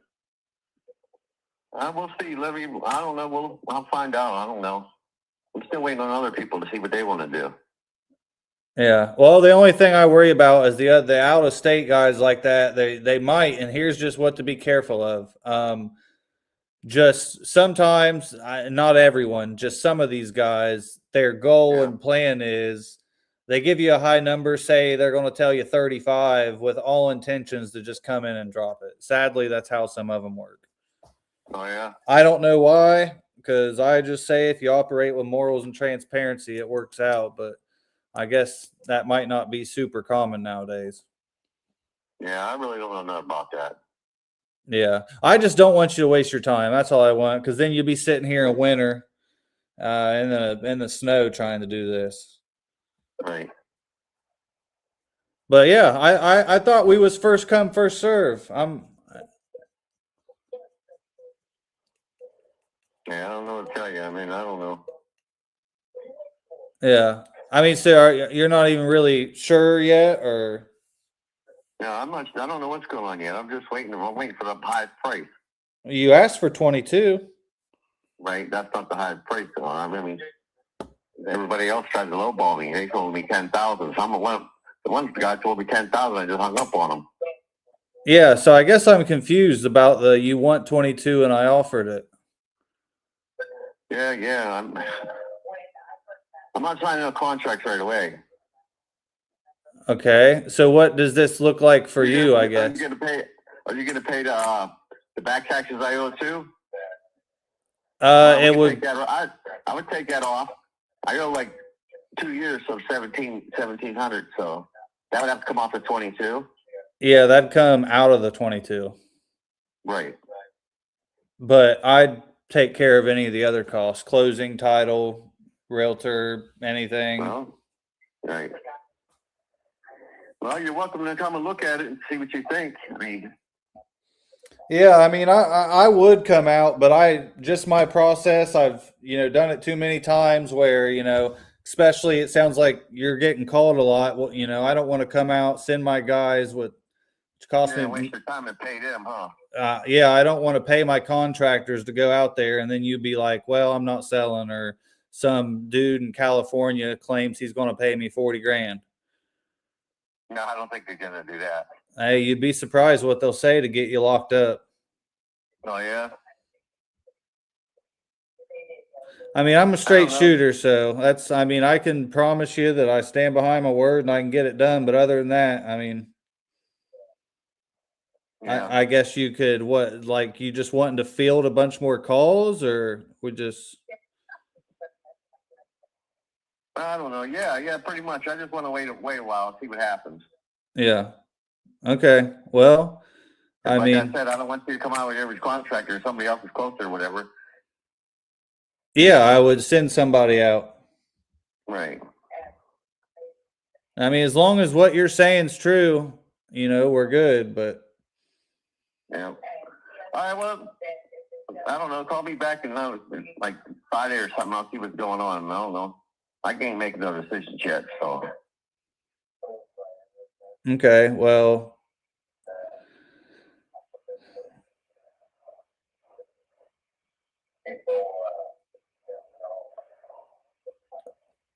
I guess I can call you on Friday, but if everyone's gonna pitch you 10 grand and 15 grand, I guess, like, And we'll see what happens. I just put it in there. yeah. Okay, well, yeah, when you're ready to sell, just hit me up. And just All let right. and just let me know what's going on with it. But All right. I mean, yeah, I guess let me know. I'm just confused. I don't know what to say. You got me confused. Right. I'm confused too, so I don't know. I just need a little more time before I make a decision. That's all. Yeah, no, it's a big decision. I get it. It's a house. Yeah. But, like I said, just call me back Friday and I'll see what. Alrighty. Well, we'll do, Andrew. I appreciate it, and we'll talk then. All right. All right. Thank you. Bye. All right, bye. What do you think about that guy? Was he super wishy-washy to you? He was, but I think he falls into that category of the seller who views us as like the master negotiators, and he's like afraid that we're hustling him. Yeah. I tend to like to ask in those scenarios. I did this recently with a fella who was interviewing at Property Leads, and he was like making X dollars. I was like, all right, if we could pay you this, like, what are you looking to make? And he's like, probably right around this. I'm like, all right, if we could do that today, like what would be the next steps? And he's like, well, I need to think about it. And I'm like, well, hold on a second. You just said, you just told me that this is what you need to make, and now you're walking it back. So like, help me understand. And I said, well, what's your walk away price? Like what, because he's employed elsewhere. I said, what's your walk away price? Like, I don't understand. And it was like this obnoxious number. It was like more than double what he's making at his current job. And I was like, oh, okay. I was like, I mean, dude, it sounds to me like you're happy there. Like, dude, it's totally fine. He's like, well, no, like, and so now I got him sort of negotiating against himself. So I like to ask, like, well, hey, like, I'm curious, what is your walk away? What's your walk away price? Like, what's your sell today price? I'm not saying I can do it, but I'm curious just to see what he says, right? Because what if he says 23? You're like, all right, bro. Yeah, well, that's what I thought. I thought it was, I legit there. That's why at the end I was like stuck, because I'm literally like, I don't get your brain right now. I don't understand what you're thinking right now. Yeah. One way that I like to frame like stuff like that, I try to be funny with it, and like depends on your delivery and whether or not like you can execute it. But what was that guy's name? Andrew. I was like, Andrew, listen, when I get on the call tomorrow morning with my sales manager, he's going to say, you let Andrew out negotiate you. You gave him his price and he still said no. Well, like, what should I tell my sales manager? What should I tell my guy? I'm just Dude, that's great. Yeah, I love that, and I don't do that at all, but I like it. Yeah. Like, what should I tell him is the holdup? The first thing he's gonna ask me is like, what's the holdup?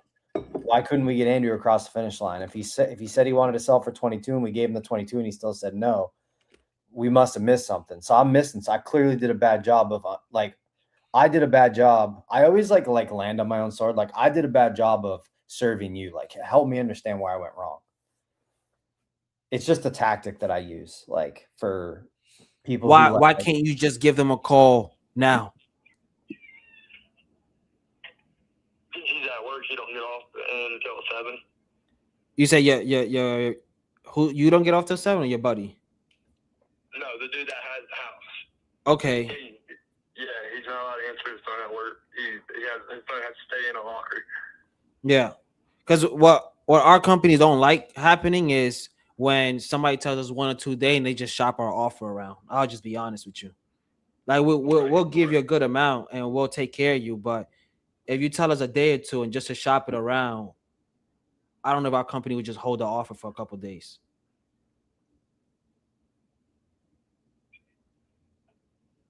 What if, and I'm just thinking out loud, just so you guys are comfortable, what if I put in an agreement you have 48 hours to back out, just so you guys are confident and can go to the next process and figure out if you guys can get that house. So in that case, Well, see, the problem that we'll have is I gotta have the money before I can actually move out. You guys see what I'm saying?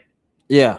So how would you? What was your plan on that? So how would that process be with you guys? I mean, we can close on it and then give you a week or two to move out. Is that enough time? Ooh, pushing it. What were you thinking? I at least probably 30 days. Because earlier you guys were rushing to close. Now you Oh, yeah. No, I want to close as fast as possible. okay. Yeah, there's a lot of issues going on with yeah. And Okay. I don't want to be in this town no way. I got you. Tell me about your issues, so maybe I can help you out on that. It's people just keep calling CPS on me and my kids. Ah, Someone has a target on my fiance's back. got you. So you just kind of want to And we leave. don't know who. Yeah, you kind of want to leave so people can mind their business. Yeah, pretty much. I got you. I understand. Yeah. So how can we make this process easy for you? Like what kind of you looking for? Question is how quick will I get the money? As soon as If I can get the money quick, I can get a U-Haul and stuff, and I should be able to find a place with no issue. Even if he doesn't come through. yes. I need to know. So yeah, we're not in the business of kicking you out, right? We're not in the business of kicking you out and making you homeless. Right. We put 30 days in the agreement. We can close before as long as title is clear, or we can wait the whole 30 days. Now, when we close, you tell me how much time you need after we close so you can get your stuff and situate yourself in the next place. What do you think we can be out of here? We could, I mean, as long as we could get a U-Haul and everything and get the place to move to go to, we could be out of here in a week max. Yeah. Probably less than that. Yeah. You just got to figure out a place you go to. And trailer and a U-Haul, we could be out of here quick. How quick can you find a place? It depends how much the actual set price is.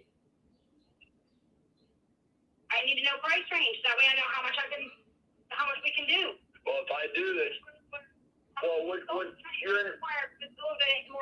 need you to understand, honey, and hell even confirm, if I do this contract, This is great. we got 30 days to be out of here. Then it has to come out. So how does that process work then? As far as what?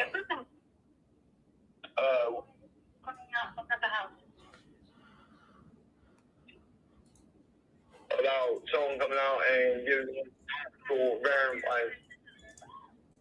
So we'll get somebody out within the week. As soon as the agreement is signed, we can get this process started. But as long as you told me everything you did to the house, everything is true, you have no worries on that. Now, if you lied about something, we're not talking about anything small, but like, let's say you telling me that you renovated the house and then we come in and there's holes in the wall. Obviously, we're going to have to talk about something. But as long as you're telling me the truth, we're good. Now, if it's like a light fixture or anything like that, we don't care about that. Right.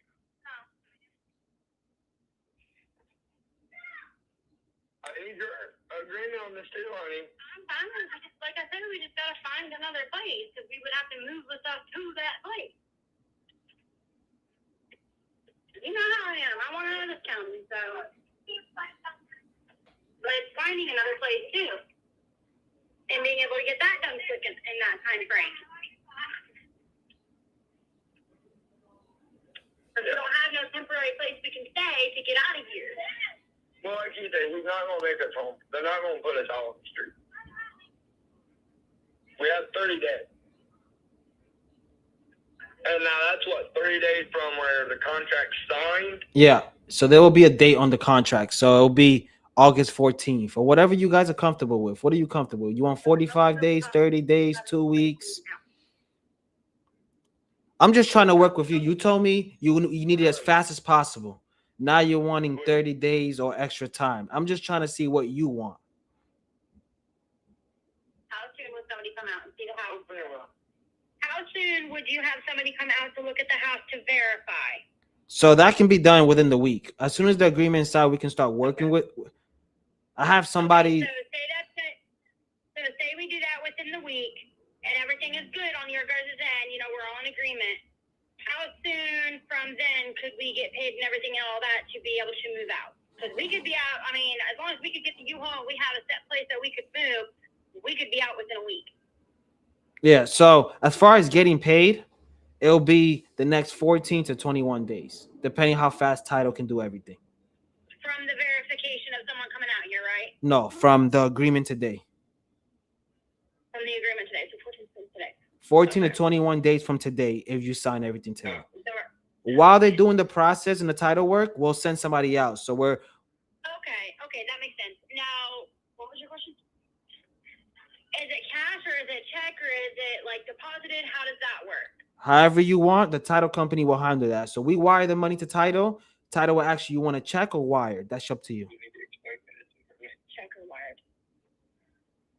So you tell that to the title company, not to us. We don't wire you directly. We wire it to title. Title wires to you.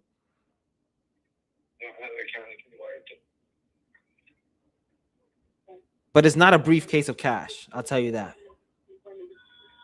So, that's the title company, right? What was that? If it's cash or wired, Yeah, what about it? because we would rather cash. Is that possible? Like a briefcase full of cash? Yeah. I think it will be not think I know it's gonna be at a check or wire. Nobody carries cash like that. Right. You can't do wire? Well, only one I have is Cash App. That's the only bank I have. Cash I app? don't have an actual. Yeah, I don't have an actual bank. Well, you have 30 days to open a bank account. Because if you want to sell this house, that's how it's gonna be. You could cash the check at the bank. Or you can cash the check. Don't use the wrong thing. She's already said if we ever need her bank. To do it? I would do it. I think. Yeah. All right. I guess 30 days or 45 days.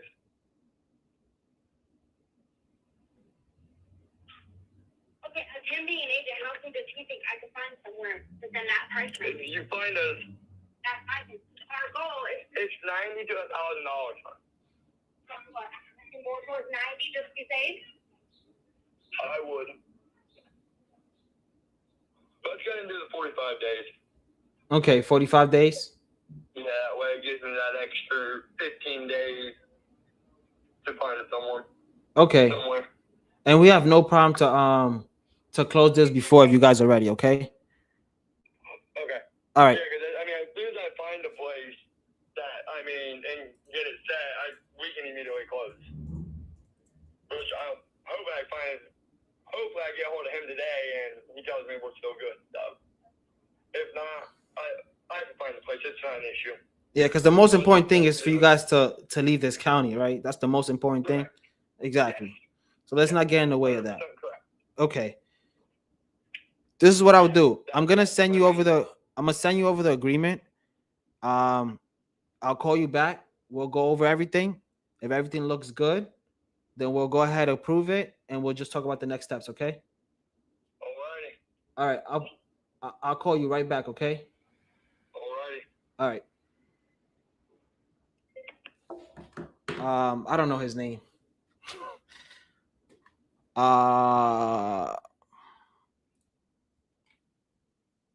It's the Ohio League, Dalton.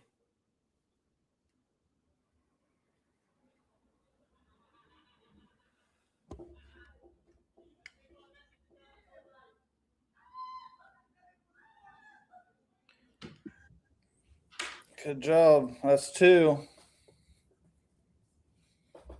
Animal crazy.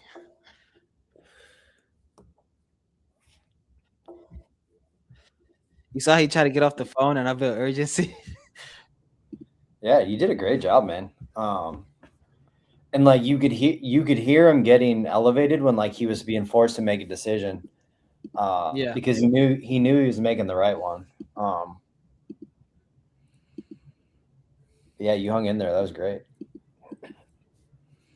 Fantastic. I will say when you said like if you lied to us, I was like, oh dang, this call is gonna get derailed. I wasn't confident in that line, but you proved me wrong. That was you crushed that. You crushed it. Confidence. Yeah. What'd you get that at? 35. Okay, sweet. Because I thought they said 90, and I was going to tell you that's not a deal. Nah, I thought they'd say 90 for the days. They might have. Yeah, I couldn't hear, but yeah, I heard, but maybe yeah. I will say like I think one area for like maybe an opportunity to get a lower cost is like to help with moving costs. I'm not saying why are these people $5,000 or anything crazy like that, but like if you say, hey, like how would it make you feel if I could factor in some moving costs? I have to factor it into the price, or my sales manager is going to give me a spanking. But if I could get you that cash, how important would that be to you? How much would that help you out? Because I could hear that these people were panic stricken about having to find cash to just rent a U-Haul. I mean, I'd have to imagine you're talking about less than $500. I mean, you rent a U-Haul in town for $69, and then we could make Tyler go over and drop moving boxes off. Sponsored I'll go walk this one. Sponsored by Property Leads. Leads moving boxes. That's what we need. Yeah, me and my guy would go walk this one. So yeah, so I usually, and I'm the one that offers that the most. Yeah, they say I spend too much money on sellers, but that's why I get big fees. The reason I didn't do that here in a cutoff, they were all over the place. It would just been more reasonable, more things to think of. More things to think of, and I was like, nah, I ain't doing it. Very, very fair read. Yeah, you don't want to kill the deal over trying to make like an extra $2 or $3 or whatever the drop was going to be. Yeah, and then they would have said, "Can you give us this too?" They're the type. Yeah. But yeah, 100% good point, because I always do that, and that's why I get the big fees. Yeah. I was talking to a fella recently who I know converts us right at like 1 in 12, and really smart guy, does sales process training coaching, and what he'll do is a couple days after the initial call, he'll send out a text that says something like, hey, Hyro, just as a heads up, we're offering X amount of dollars towards moving costs if we sign by this date, or if we can work out a deal by this date. And it creates like a win if they do said thing. So I thought that was kind of interesting. That's smart. Yeah. That's creative too. Yeah.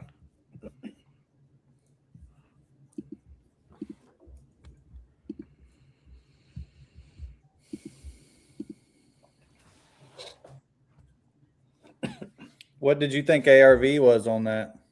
I didn't care. He started at 125. But I asked him because he paid $20K a couple years ago.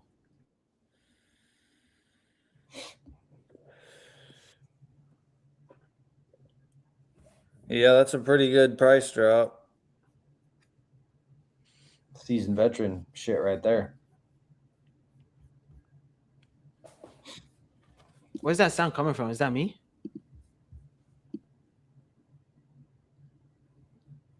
What sound? I hear a little bit. I don't know if it's you or not. Where's it coming from? Mute real quick and see. Might be me. I can hear the air in my background. Could be that. Let me try. I hear a call. Is it me? I'm not getting a call. Yeah. Where am I hearing that from? Dude, the feds are watching, bro.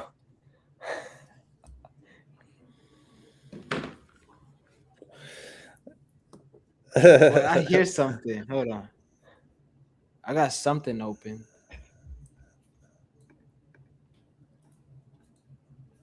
I don't know. Kid just got 100K price drop, so now the feds are listening. Yeah. Oh, because I have Facebook open. Okay, I have Facebook open. Because RJ's live, and I'm hearing RJ, and I'm like, wait, I hear something, but RJ's live on. You thought you were imagining it? You thought you were hearing RJ's Yeah. voice everywhere you went? Yeah, I was like, what the hell? Yeah, I'll tell him we're 2 contracts ahead of him. He needs to start earlier. Did your person sign? He said he's about to call me back with a question. Someone just said stop. Let's see if it's a new lead or not. Yes. Dorothy Mitchell said stop. Dorothy Mitchell. That's my girl. Okay. Yeah, she's a one-man gal. I dig it.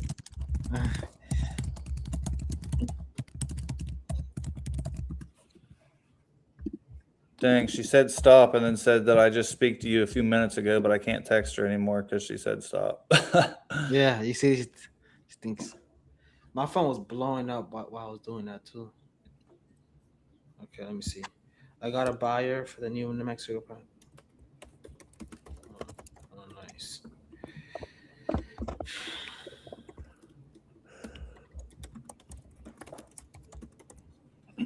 Are your leads still on, James? Yeah. You want to do what? Just a couple more maybe, or another good phone call in here somewhere, and then You tell me, man. You're the boss. I'm here for you. I'm here for you. oh no, what just happened? Oh, I think they just changed how my email looks on my phone, or I did, or some. Oh wait, I hit the wrong thing. I was going to say this is not cool.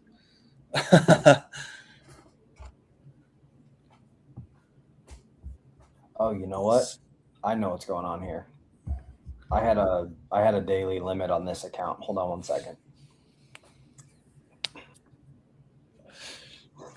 Yeah, good call. I don't know.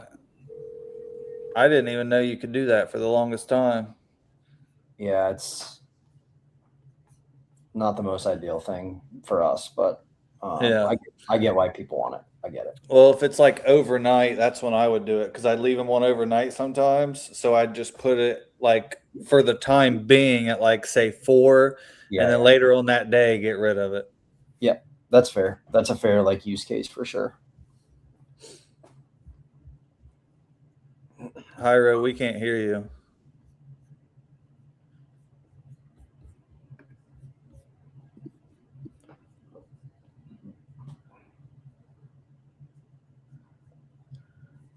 Da, da, da. Let's see.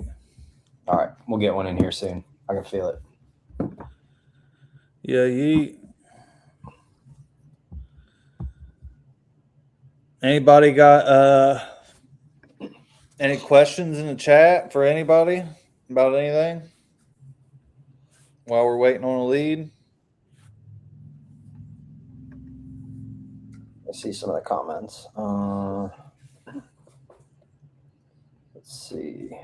Yep, Roy said she's a decision maker for sure. This was on Hyro's call. Agreed there, homie. This is a deal. Man, I'm just going to give you a duffel bag of Benjamins. Mm-hmm. Yeah. Yep. Yeah. He said they want untraceable C notes. Yeah. Yeah.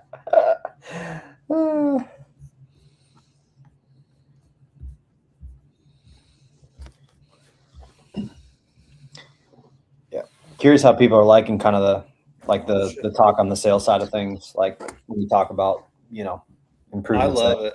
Yeah. Nice. I love talking about just any of that sales. I know Hyro does too. Marketing,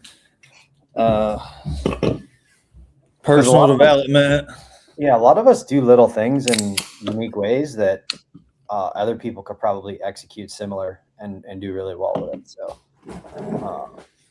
I know, like, as I've gotten better at sales, one thing that I've really focused on is just like my voice inflection and like how I ask questions. Like, yeah, I wouldn't do that either. Like, why is that important to you? Like, it's just like, how can I ask this in a way that's like, I'm just genuinely curious about what's going on. Mm-hmm. So.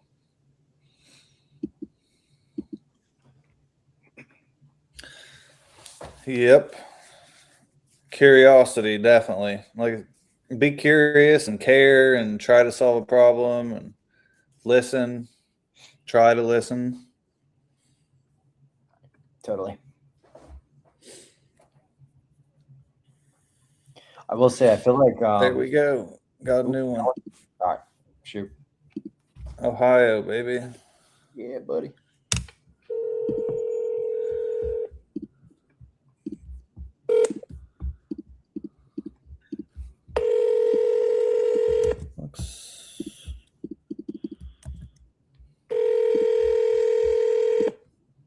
Sorry, the mailbox is full and there is not enough space. Another Ohio lead? Yep.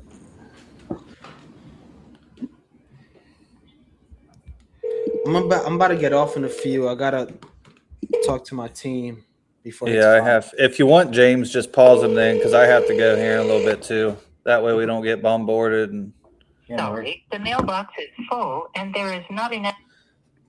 Pyro, you want to try to call the Ohio one real quick, and then we can kind of this one right here. Yeah. Text her the Tyler. Text her the eye emoji, or text that seller the eye emoji. Can you do that? Yeah. Just see what happens. I don't know. I don't know if it's gonna work, but the double eyes that are sideways, like yeah. Oh shit! Hang on, she's works every time. Please press any key to connect. Hey, this is Tyler. Is this Sherry? Yes. Hey, Sherry. Yeah, Tyler Osborne giving you a call. Looks like you'd filled out my form wanting to sell your place on Green Valley Road. Right. Okay, great. I'm getting her pulled up here. And what were you looking to give for it? I don't know. Houses go for anywhere from 110 to 165,000 on that land. I checked into it. Okay. 110. Well, can you just tell me a little bit about it? Kind of what's going on? We put all new floor in it, new doors. We hung new cabinets. We did drywall. Put new bathroom stuff in it. We're just doing everything that we could think. I'll put a new furnace in it, which that cost about $14,000. Yeah, nothing's getting cheaper, huh? No, that was a big chunk. Yeah, that is for sure. It's all got vinyl. It's got vinyl floors all throughout. Half the house and the other half it's gonna have. Well, we got carpet for it. We ain't got it laid yet. In the 2 bedrooms, but all the other rooms has got vinyl plank. Okay. And drywall. There's not a whole lot popping up here. Is this like a 2-bed, 1-bath around 1,300 square foot? That's it. Okay. Yeah, it's pulling up all kinds of different stuff here. Got decent windows in it. It's got a garage. It's got I don't know how long the roof's been on it. But the roof is fine. Everything is like put a new. Well, we didn't put a new hot water tank in. No, it's the same. I don't know. We've just done so much to it. Okay. But I bought steps to put on the back door. I mean, we're gonna make the steps. We got all the material there. We haven't finished the outside, like making the steps to the back door. And let's see, it has a stove in it. All new cabinets, new countertop, new sink. Nice. New bathroom, sink and vanity, new floor in the bathroom. I mean, we gutted the place basically. Okay. We had a lot of fixing to do. It's Okay. got plenty of storage in it. Yeah, it looks like a nice little place here. I got a couple pictures of it. I see the porch, and you got one of them little, what, like gazebo type things built on it. Yep. Yep. Yeah, that's nice. Mhm. Attached garage. Mhm. We got a lot of land with it too. We got over an acre of land. We don't have quite an acre and a half, but it's very close. Okay. All right. I mean, it sounds nice and like you put a lot of work into it. I mean, have you thought Yes. about like listing it, or what's kind of got you, going the possible cash way? Well, we've just been working on it so long. It's just like kind of tired of working on it. If we were offered cash for the amount that we wanted for, we'd just take it probably. Yeah. Okay, so you're tired. Yeah. You're the smart one here. You're tired of dealing with the headache. How much? We've already dealt with 3/4 of it. Yeah. Yeah. We're going down mowing the yard all the time. We don't even pay mowers to mow the yard. We put so much money in it. Okay. We mow the yard ourselves. And you live there? No, nobody lives there right now. No, nobody. Okay. Well, how long's it been vacant? A while, or? Dad died in 2021. I think we started working on it because Dad had renters in there and we had to get them out. And then took a year to get them out of there. Yeah, we had to go to court. Everything is it's just costly. Oh yeah. After the renters left, we've been working on it since. It's real close to being done, but if we could get what we wanted out of it without doing everything else, and we've already got the material to do everything, we'd just take it. Okay. So we've been working on it since probably 23. Okay. And so, I mean, what's that number where you don't have to swing any more hammers and fix it up? About 165.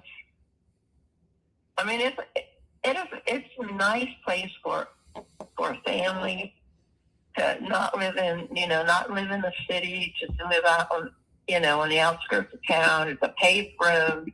I mean, it's a nice area. I grew up there.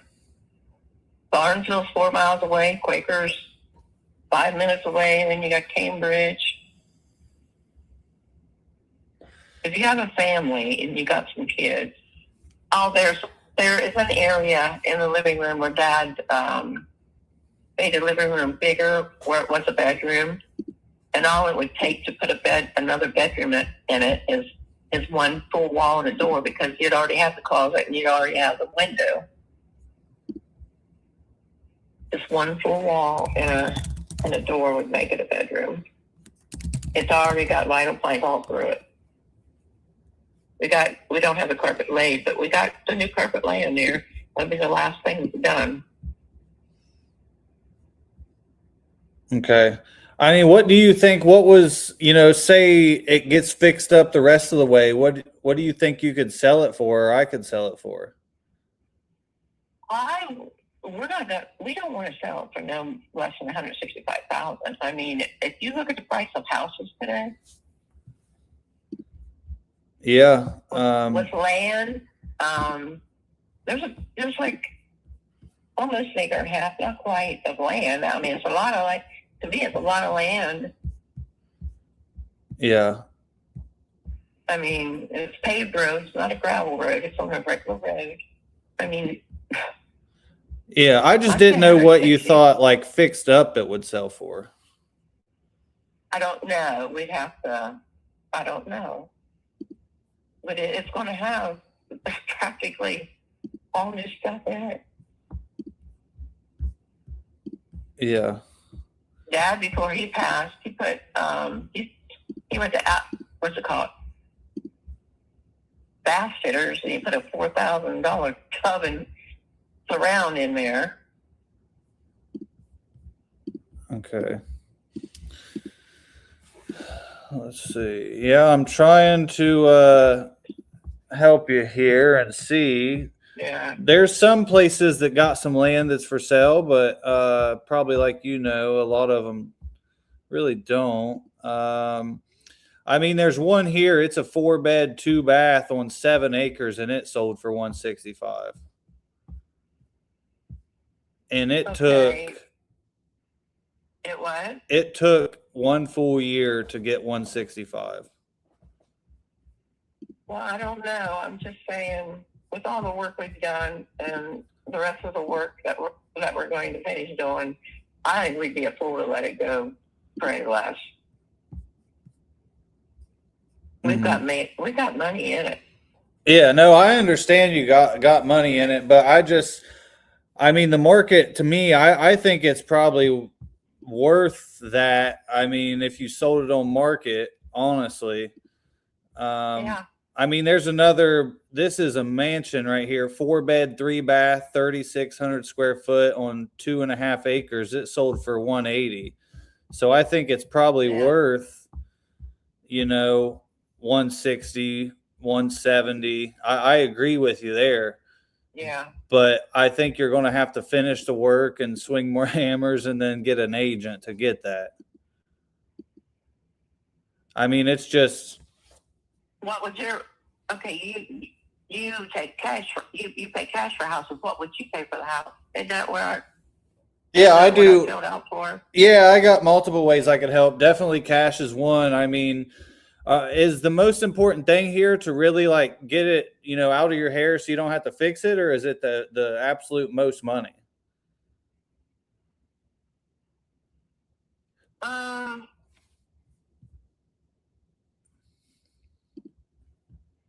I don't know. Yeah, I mean, because there's a couple ways I could help, but honestly, in your scenario, I'm not sure that just the straight cash that way is the best, because it's always going to be the easiest, most convenient, but it's going to be lower. I do have a way. What are you thinking? What are you thinking? Let's see. Well, I know. So you said there still needs some work. Are we talking like 10,000 or like 30,000 or? No. Not even. No. Not even 10? No. Okay. Yeah, I mean, just for your scenario, I mean, a cash offer is going to be poking in the eye a little bit, but there is a way where, I mean, what's your timeline here? Are you looking for ASAP, or you're like, hey, give me a few months, or what's a perfect world? Well, we definitely don't want it to sit empty for another year, another winter. Definitely. No way. So. Okay. We definitely want to sell this year. Maybe I'm thinking maybe we can sell it by autumn or fall, maybe. Okay. Well, yeah, that's perfect then. Let's see here. So, I mean, for me, if you're fine with me marketing it out to my network, I do a lot of these deals. Essentially, it's the same as cash as far as your hands off. I mean, I'll pay closing costs, title, any of that. But this is just the way to get you the most, because I think a lot of these people, if they were to offer you cash, I don't even think it's going to start with a 100, honestly. So, really? Just because, and I could tell you why. So, let's say it'll sell for 165. There's closing costs and stuff. That's about 7%. And then we'll have costs like you while we're flipping it, taxes, insurance.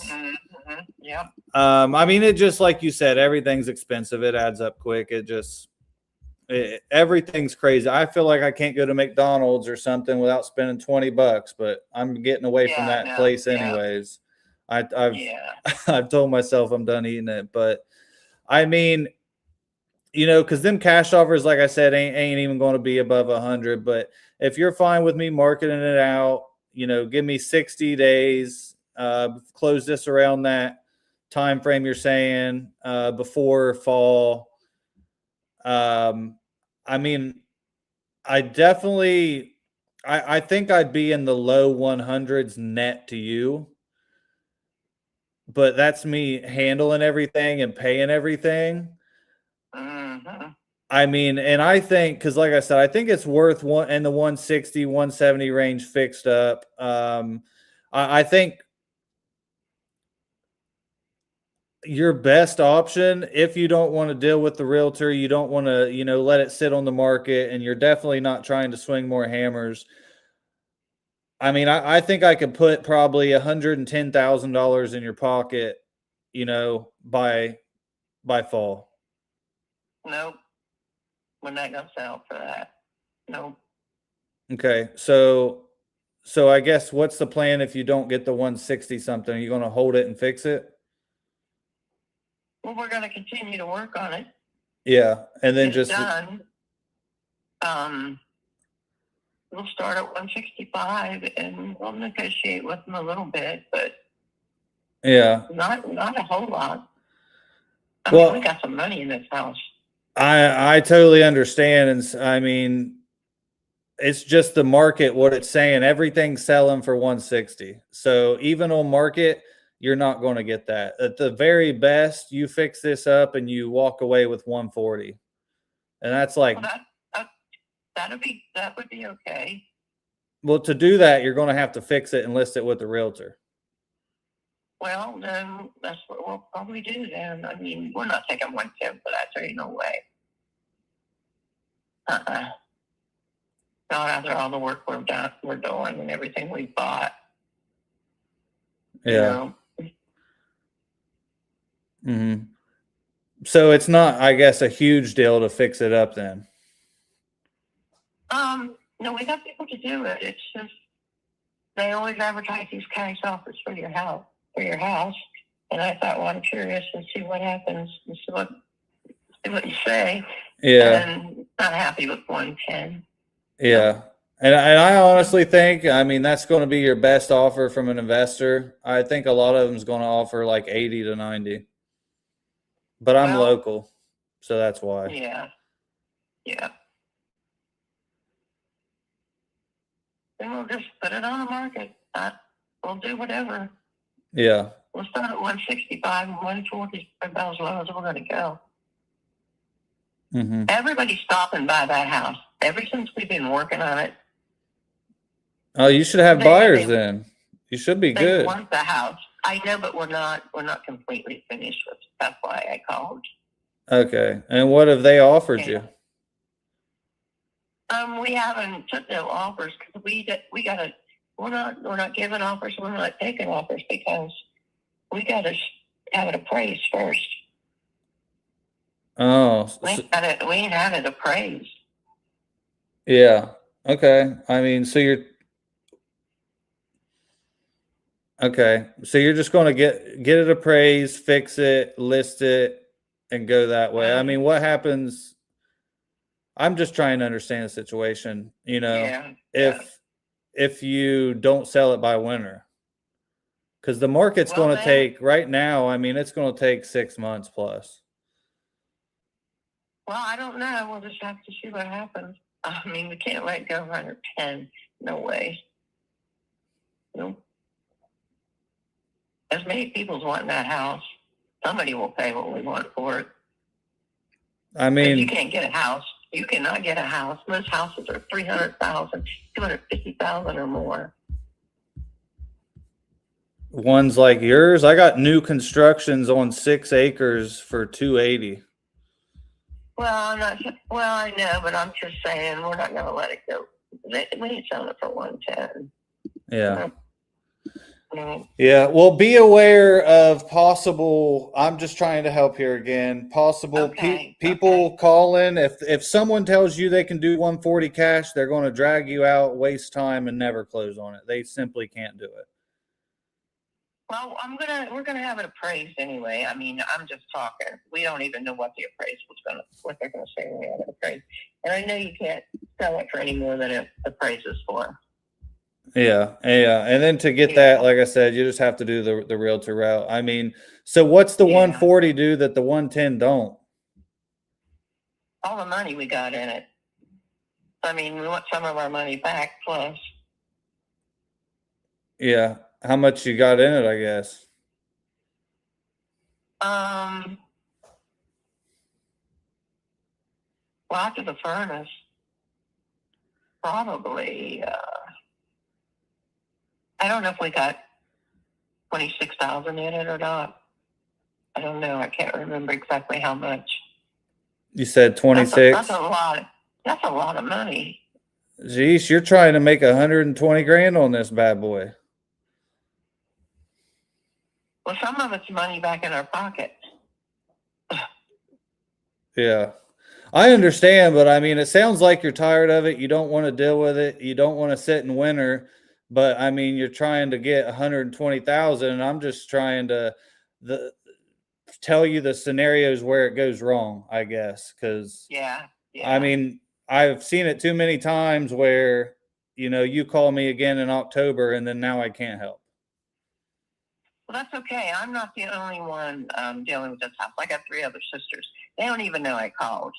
I'm just calling to see what our options would be. Mm-hmm. So they don't even know I called to even check on anything. But I can guarantee you that we're not going to let it go for 110,000.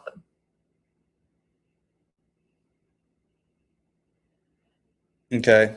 Well, yeah. I mean, I guess then I guess advice would be is fix it up and list it and try to get the most you can. Yeah, that's probably what we're going to do. I mean, we've been working on it. Okay. We got somebody working on it 3 days a week. It'll get done. Mm-hmm. I was just curious to see how much.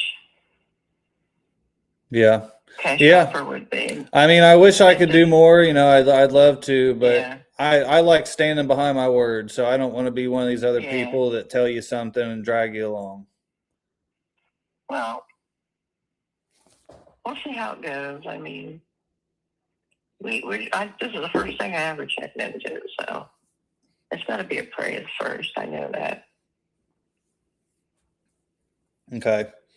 Well, yeah. I mean, if anything changes, y'all decide you really don't want to deal with it. You got my number. I may still be interested, so maybe I'll call you in a month or so. Okay. All right. All right. Well, sounds good, Sherry. I appreciate it. You have a great day. Okay, you too. Bye. Bye. God. Brutal. That's a brutal. That's my least favorite. He tried. Yeah. Well, honestly, for a minute, we were getting somewhere. I really did. I was like, okay, we're getting somewhere. And then she's like, no. Yeah, I don't think she knew your position. She kept talking about what it's worth. No, I am cash buyer. I give you less than it's worth for convenience. I don't think she understood the trade-off. She keep talking about I need to get appraised. I want what it's worth. Or we shifted to the novation, right? Isn't that what you kind of started to shift to? Was potential novation? Yeah. The only question I didn't hear that I may have asked if I remembered on that call is like, hey, let's say the appraisal comes back lower than what you're expecting. What happens then? Because like that could happen. She said it. She said you can't sell a house for more than it appraises for. She's talking about straight financing, right? Which is not what we're doing here.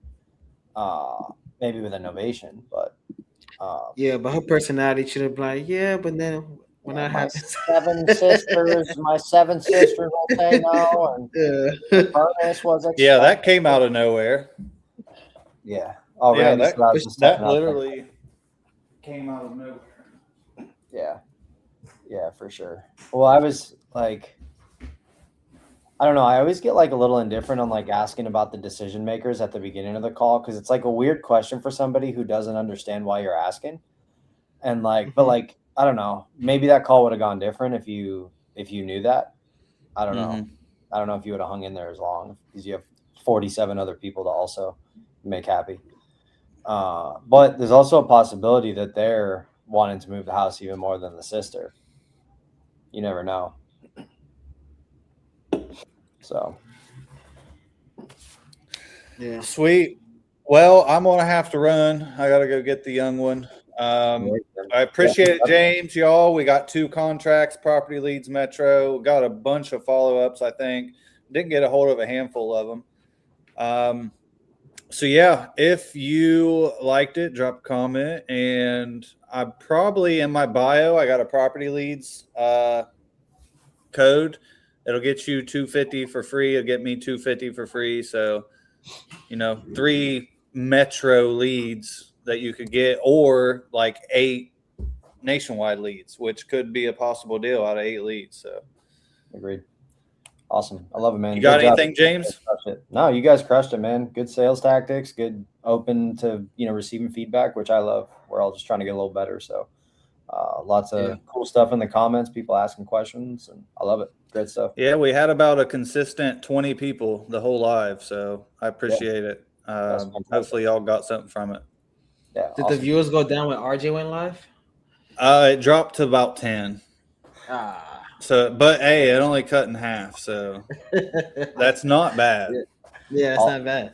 All I know is Randy and Roy didn't leave. That's all I know. Yeah. But sweet. Sounds good, y'all. I appreciate it, and we'll see you on the next one.